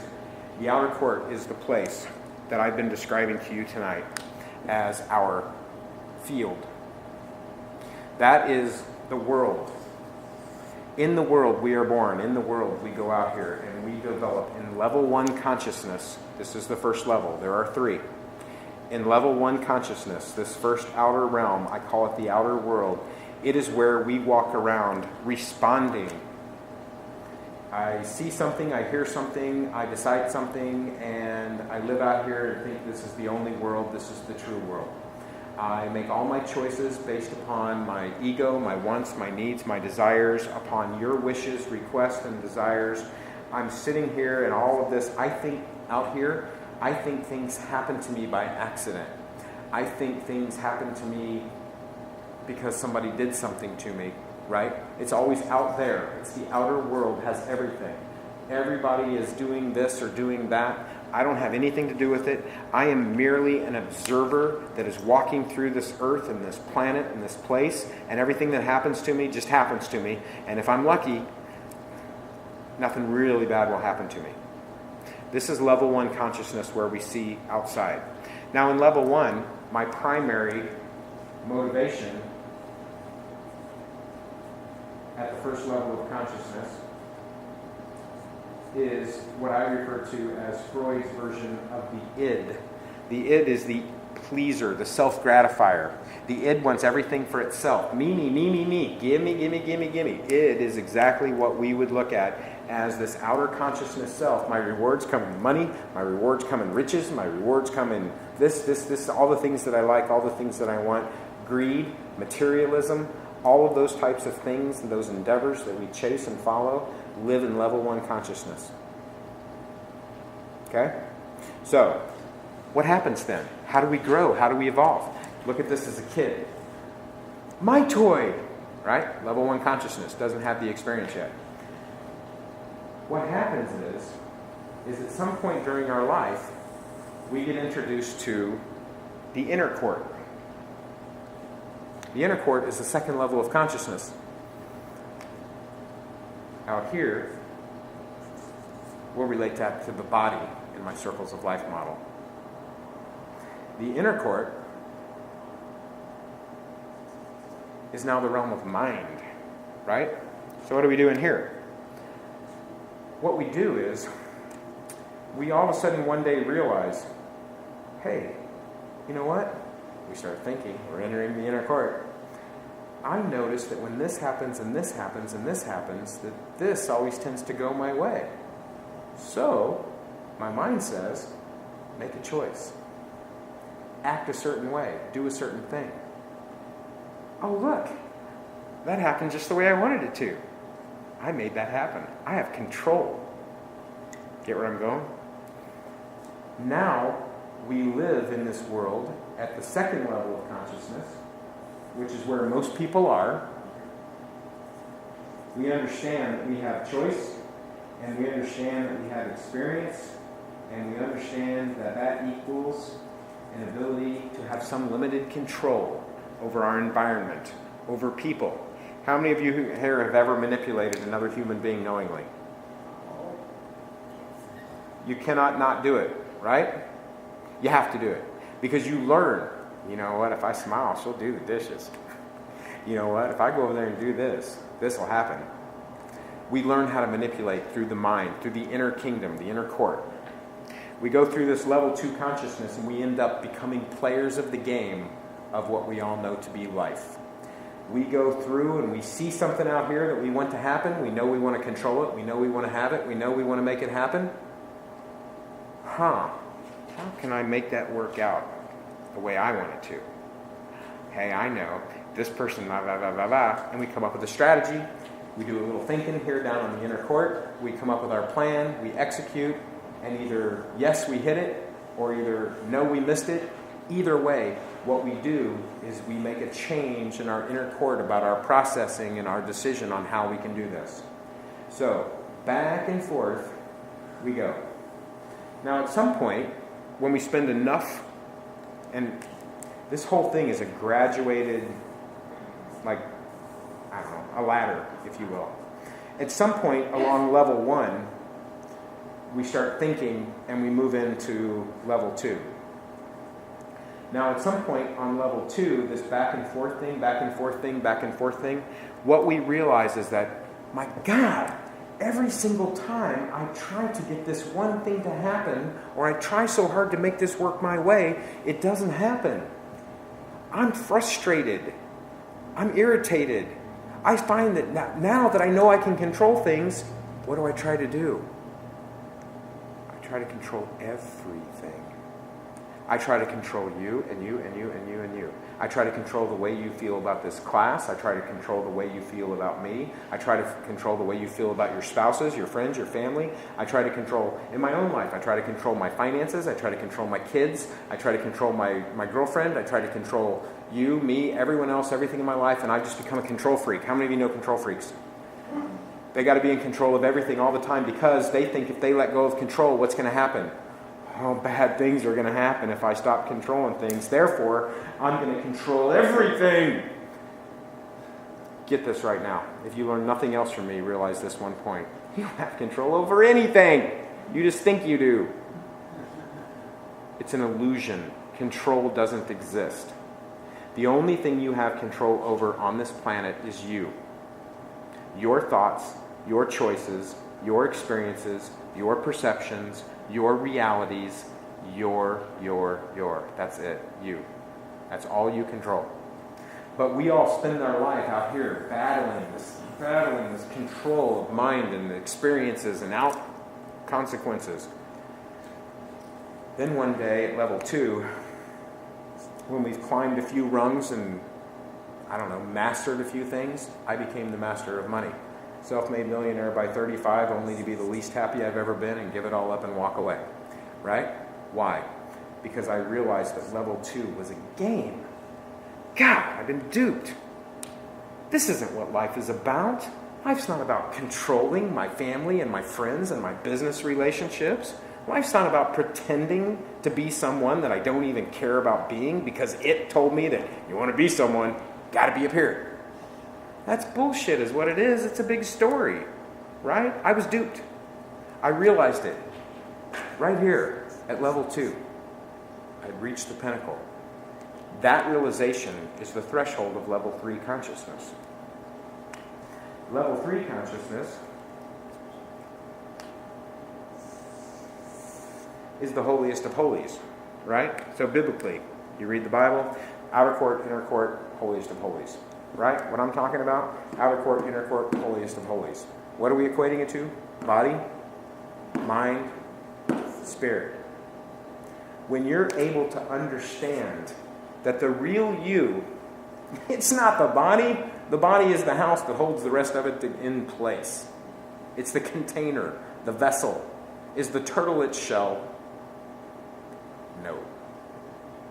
It is what's inside the shell. Mind. Are we our mind?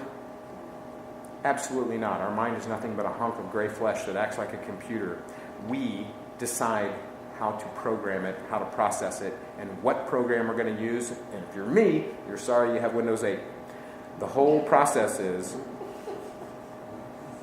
once you ultimately get to the inner essence of who you are, you will realize your body is nothing but the container.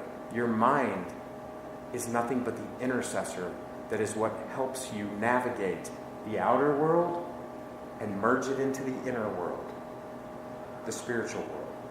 The mind is the intercessor between what's out here and what's really living in here. That's all the mind is. Once you're able to attune the mind and introduce it to the inner self, the inner kingdom of the spiritual essence of who you are, then you understand, you know what? I'm not going to play these games anymore. If I want something and I have the ability to acquire it, I will. If I want something and it doesn't happen the way I want it, I understand that that frustration is part of the control game and I won't play anymore. Instead, what will I do? I will accept. All right, didn't work out this time. No big deal. I'll try again later, or I'll move on to something else. Acceptance lives in the third level of consciousness. Expectancy lives out here in the first level of consciousness. All of this process and this ebb and flow, now here's where it gets tricky. As you're sitting here and you start getting into the world of spirit or your inner self, that inner kingdom, this is a place where you understand things. But, let me ask you a question. Do you believe someone who operates from the highest self, Buddha, would he be taken advantage of if he walked the streets every day? How many of the vagrants would be walking up to him, can I have $1? Can I have $1? Can I have $1? I haven't eaten, I need a cup. Right? You're nice, you're nice, you're nice, you're always giving to everyone. You would do anything for all of them. Who do they come to first when they need something? That's you. The world is set up to be takers or to be givers. And so we find ourselves in this ebb and flow and in this web. And it happens within us as well as without. How many of you wanted to give to charity, but you weren't sure whether or not it was a real charity or a good charity, or if you were just being duped? I have. Out here, that makes me not give. In here, I say, you know what? I'm doing the right thing by giving. They can do whatever they want with it. They have to reconcile that themselves. That's how you make peace and you stop caring whether or not they're doing the right thing with the money. Same thing is true in my relationships. You know what? Just because you're angry at me, out here, what would I do? I would get angry right back. If you start yelling at me, hey, back up, man, what's wrong with you? Blah, blah, blah, blah, blah. Oh, yeah? Well, you. Isn't that how we do it? That's what happens out here at level 1 consciousness. Level 2, what do you do in that same fight? You start off arguing and you say, you know what? I'm not going to fight with you. This is stupid. We're going to end up in the same place we always go, which is not talking, going to bed mad. We're never going to get anywhere. Doesn't help anything. Doesn't change anything. Level 3 consciousness says, I see that you're upset. You want to talk about what's bothering you? I don't need to let your emotions control me. I don't need to let your words offend me. That's a choice that I get to make. Happiness, I can choose to be happy anytime I feel like it. And just because you're unhappy doesn't mean I have to choose to be unhappy with you. And that shouldn't make you mad. But at level 1, if you're pissed off and I'm not, you're going to be upset even more, right? At level 2, God, how do you stay so calm in this situation? Why aren't you mad with me? Level 3, how do I develop the calm that you have? You get the difference? It's a process. You don't have to play out here and be reactionary to everything. You don't have to be bouncing back and forth between the outer world and the inner kingdom of mind, trying to control every little thing that happens in your life, because that is a waste of your time, energy, and effort. Once you learn to accept, once you learn to forgive, once you learn to, who knows the Beatitudes? Whatever they are. All the Beatitudes that were taught to us as little children. Right.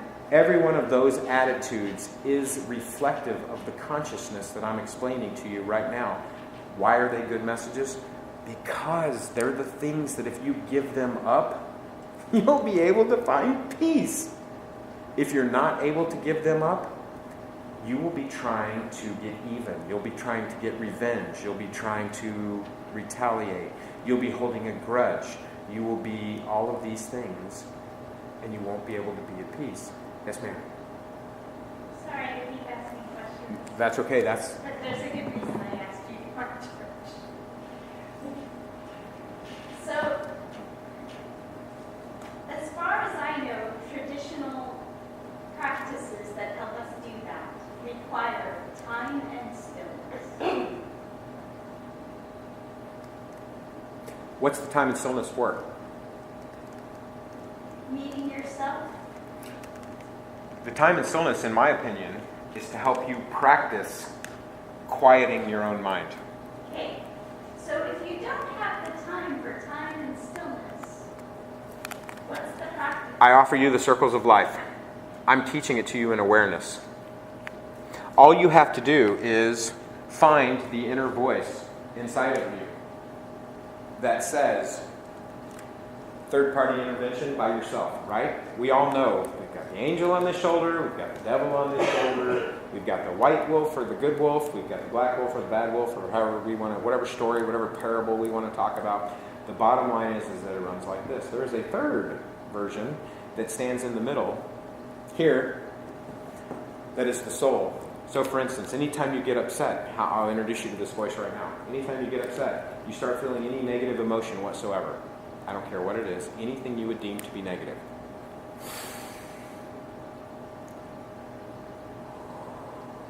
Okay, relax, easy does it, calm down. That same voice that can tell you that says, all right, what's up, dude? What are you mad about? What's bothering you? And you'll tell yourself, because you'll know. Well, I'm mad because that guy cut me off. Okay, so he cut you off. What do you want to do? You want to ram into his car so you can both be late to wherever you're going? Does that make sense? Right? You want to sit here and be mad while you're driving behind him for an hour? Do you want to go up in road rage and pull up next to him and start swerving into him and maybe cause an accident so it'll hold you up even longer? Or do you just want to laugh and realize, what a dork, he must be in a hurry. I'm glad he didn't cause a wreck. And move on. Well, yeah, choose that one. Okay, so make that your choice. Can you apply that to email? You can apply that to anything. Email, you cannot apply it to other people though. Because if you read an email, what people don't understand, well, now maybe they do. This is why texting is the greatest invention on the planet since the invention of email, because, LOL, I'm kidding. Don't get mad. It's a joke. Don't take it personally. Don't get offended.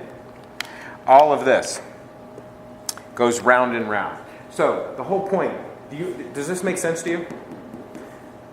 First level, second level, third level.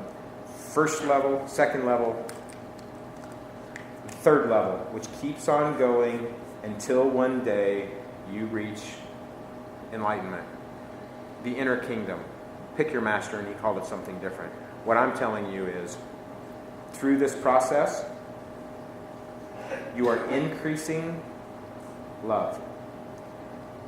As love goes up, fear comes down. Right?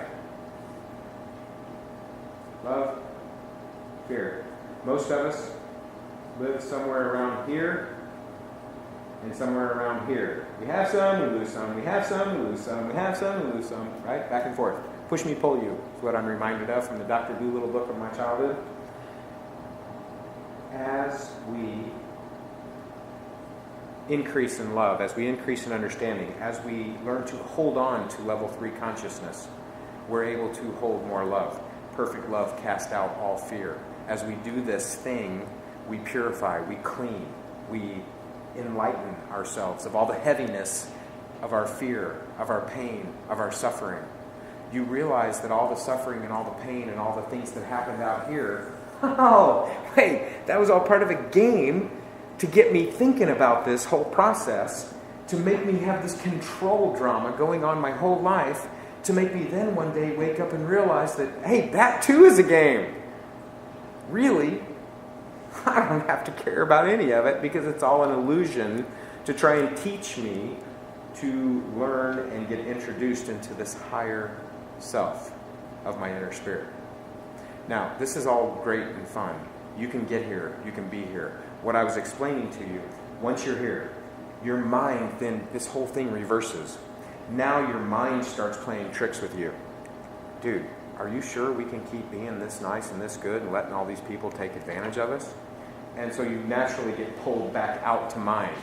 And what happens if you get pulled out to mind and you reverse the flow of your circle? Think of it like a drain. When it's spiraling this way, you're coming inward. You go into mind, you go into spirit. But if something happens in life, or if you don't stay focused and keep your practice, the whole thing can start spinning the opposite direction.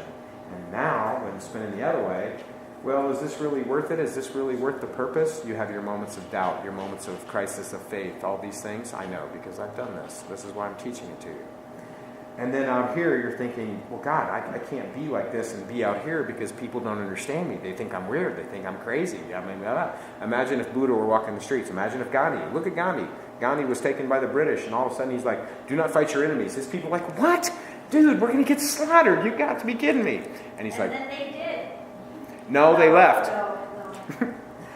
And the whole point is they left without war. And in this case, the mind will keep pulling you out until once again you're worried about things. So consciously, awarenessly, you have to always be conscious of this third level. You have to always be conscious of your path, of where your life is, about what you're doing. How do you do that? You analyze your choices. You analyze your behaviors.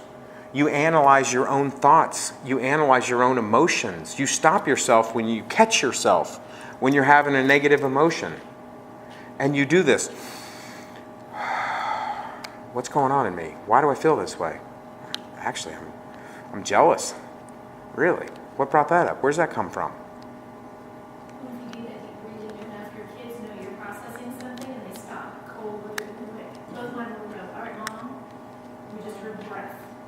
You know, what do they do? Because they're chaotic beings too, that someone doesn't hear them do that, they automatically get something to get done. Right. They mistake it for a sigh of frustration. So, the whole thing, why change? You don't have to change. Obviously, we all have choice. The only thing I'm telling you is that if you want the pain, suffering, and grief to diminish in your life, I swear to you as I'm standing here, through awareness, it will. If you get to know the choices, experiences, and perceptions, as I pointed out to you in the circles of life, if you understand your own body, mind, and spirit, if you start doing an inventory of your own thoughts, your own feelings, your own emotions, your own choices, your own behaviors, your own actions, you will see that you have a lot more control of yourself than you ever imagined. No one can upset you if you don't let them. I always do this with my clients who come in for anger management. I'm like, how do I get over this? I'm like, okay, here's the deal. I'll give you $100 if you can smile for 60 seconds while I do my best to piss you off. Really? Yeah, right here, $100. And then he said, I'm like, 60 seconds, can you do it? Well, yeah. So you're saying it's a choice, whether or not you get mad. Well, no, this isn't fair. I'm like, really? You just proved my point. It's a choice. You don't have to get mad. You choose to. So, memory. All of this thing, and why I'm telling you this, and I'm sorry I've kept you 5 minutes over. Would you like for me to stop? No. At this point, what you need to understand is that throughout all this process, we create the memory, the stories of what happened. I have a story about what my dad did. I have a story about what my first girlfriend did. I have a story about all these things in my life. What we now know for a fact, Alfred Adler was a therapist that once he started doing therapy with people, he found out that their early childhood recollections changed. Now, instead of being abused as a child, my dad wasn't around a lot, is the story. The story changes as we change our perception and our opinion. Why? Well, because as you grow in awareness, as you move into level 2 and you're able to employ mind, you start understanding, well, there are other possibilities. He may not have been doing what I thought he was. Well, there are other options. She may not have been cheating. She might have just been late. There are other options. This may... on and on and on and on. Are you with me? And so this whole process, he found that once people were able to change and let go of some of their negative emotions, their negative story, their bad story, their pain story, they were able to change the memory that they had. And so what I'm telling you is that this whole thing, it's not about what happens to us, it's about what we make happen to us mean. Sometimes those, you may think you have gotten over something. Like last time when I was here, I got the subject matter about my husband trying to tell me with dad what to do in the kitchen, how to do it, with the antenna on my life. Mm-hmm. And you said to delve in the past. I'm a psychology major too. My sister was very controlling. And she used to order me around. So that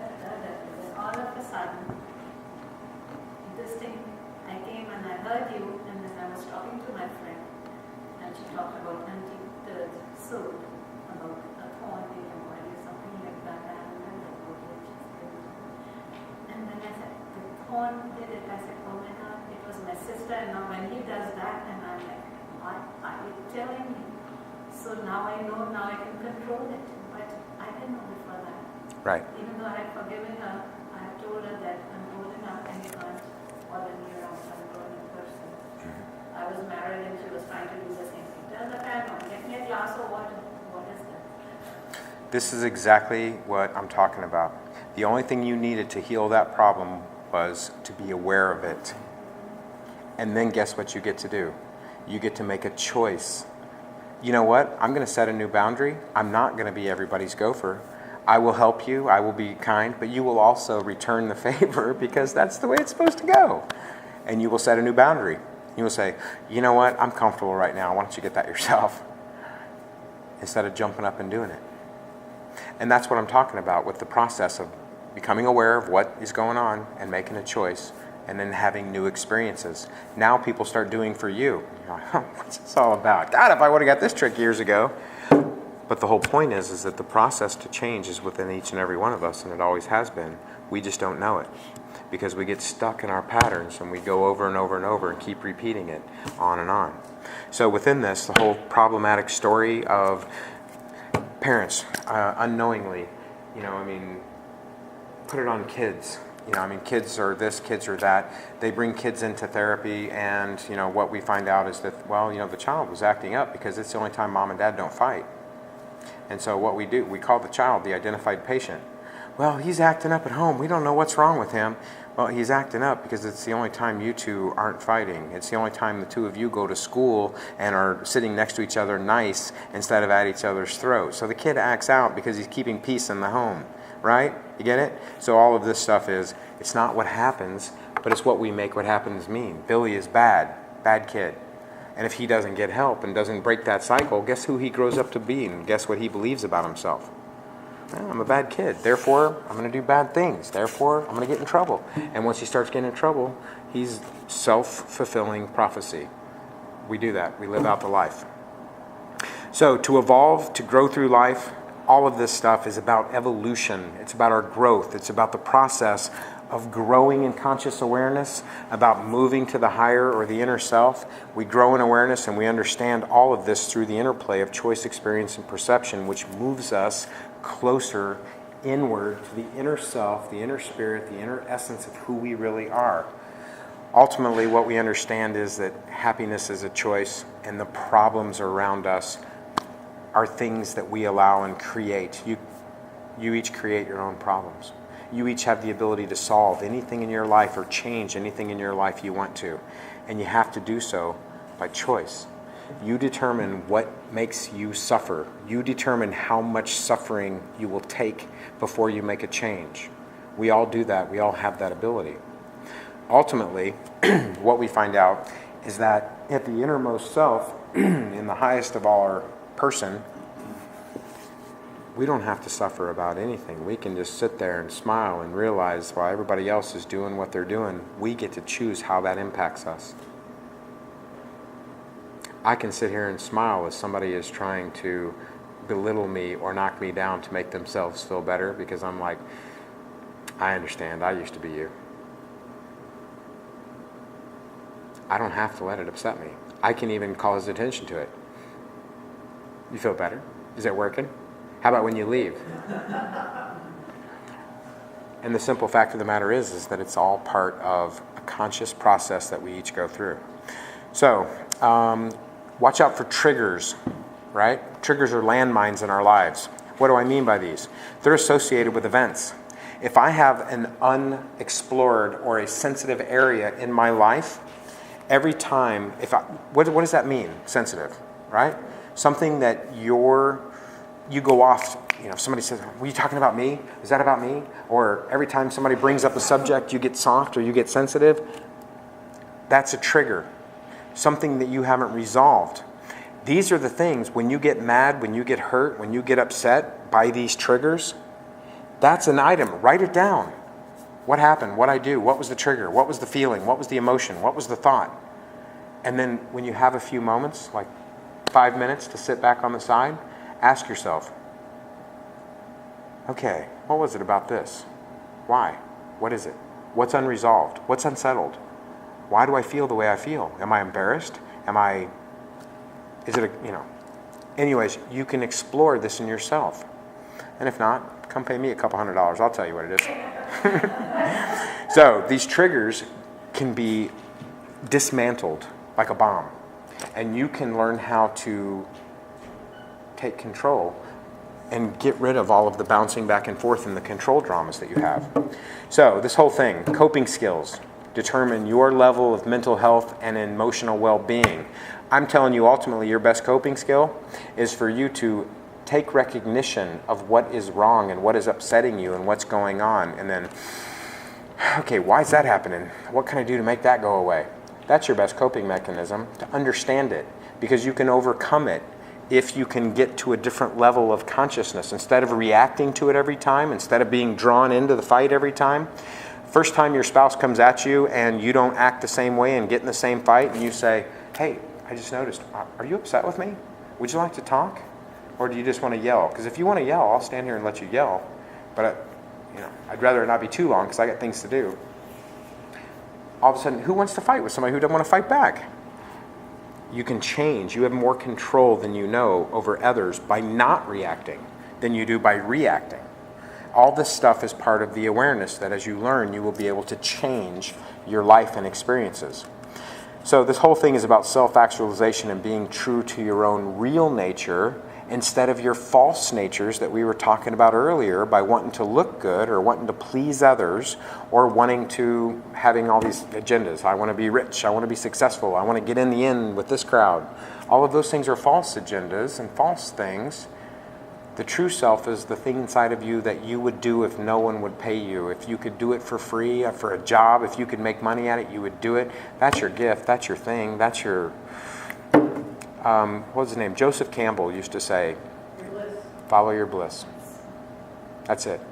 Follow your bliss. Figure out what your bliss is, find out what your thing is, and follow it. Live it. Or from last Sunday, be what you are like rather than what you are like rather than what you are. So, with all of this, language is the key. The whole point is I'm going back to telling you that create a new story. Create a new story for your life. Let go of all your old stories because they're wrong. You just don't know it yet. The story of poor me, victim, story. It's not true. Yeah, bad things happen to you, but they also happen to all of us. That's part of life. That's how we learn. That's how we grow on this ladder. It's those experiences that end up chiseling away at our ego and making us softer so we can actually be permeated by the spirit and the inner consciousness and the higher self. So you can either be the victim and be stuck in that for your whole life and say, oh, poor me, listen to my story. How many times do you have to hear somebody else's story over and over and over before you finally say, hey, it's time to get over it? And that's what they need, right? We all need that. None of us want to get stuck in a story because we can't grow. A problem is somewhere where we get stuck and we stop growing. So somebody needs to smack the needle and make it start playing again. Are you with me? And it's that kind of thing. That's how we help each other. We don't help each other by allowing it to continue or going. Now, don't get me wrong. You let somebody grieve when they need to grieve for as long as they need to grieve. But at some point, that person has to start moving on with their life. Inch by inch, piece by piece, right? And it's all about these processes. That's how we learn to help each other and we learn to help ourselves. When you get stuck in something, when you find something, don't resist it. That which you resist persists, right? They say that because it's really the way it is. The point being is that find out why you're stuck. Ask yourself what's in the way. Ask yourself what you're afraid of, because that's ultimately what you'll find is there's a fear lying inside of you that won't allow you to move on or overcome something. And so you stay stuck where you are until you're willing to be bold enough and brave enough to make a new choice to get a new experience. How many people stay in a relationship that they hate and they're miserable in, but they're too afraid to go out and experience what might be, well, what if I don't have anyone? Well, I don't know. Let me ask you this. Would it be better than having no one? Because every time you come in here and talk to me about it, it sounds like your relationship sucks so bad you don't want it anyway. But yet you're afraid to leave or go, so you stay where you are and continue to come in here and complain about it. Do you get where I'm going? There's a choice here that doesn't line up with the perception. So, you ask yourself what's going on, what you want, where you are. Facilitating change. It's about realizing what you want, raising your awareness, and making those choices. Wow. So good for the questions, but conclusion about all of this is self-awareness is the whole key to the process of self-actualization. And this whole process is about the evolution of consciousness within yourself. Spirituality, consciousness. The more spiritual you are, the more conscious you are. The more conscious you are, the more in touch with your own spirit you are. Right? The whole conversation that we're talking about here is about us realizing that there is a ego self that lives out here. There is a mind or a mental self that lives in here. And then there is an essence of self that lives in here. That's where we're trying to get. That's where we're going. 3 levels of consciousness. Right now, what we're striving for is this 3rd level. So, one last question. If everybody was to operate from level 3, the 3rd level of consciousness, instead of bouncing between the control dramas in the 1st and 2nd level, what kind of world do you think we would live in? No reality, contentment, peace. I think it would be something comparable to what the prophets talked about as enlightenment, as utopia, as biblically New Jerusalem. I don't know, pick your metaphor. Heaven on earth. And I think that it exists. It's already here. The only thing that this place waits for is us. To step into level 3 consciousness and to drop all of our control dramas and all of our egotistical ways. And we do that through choice.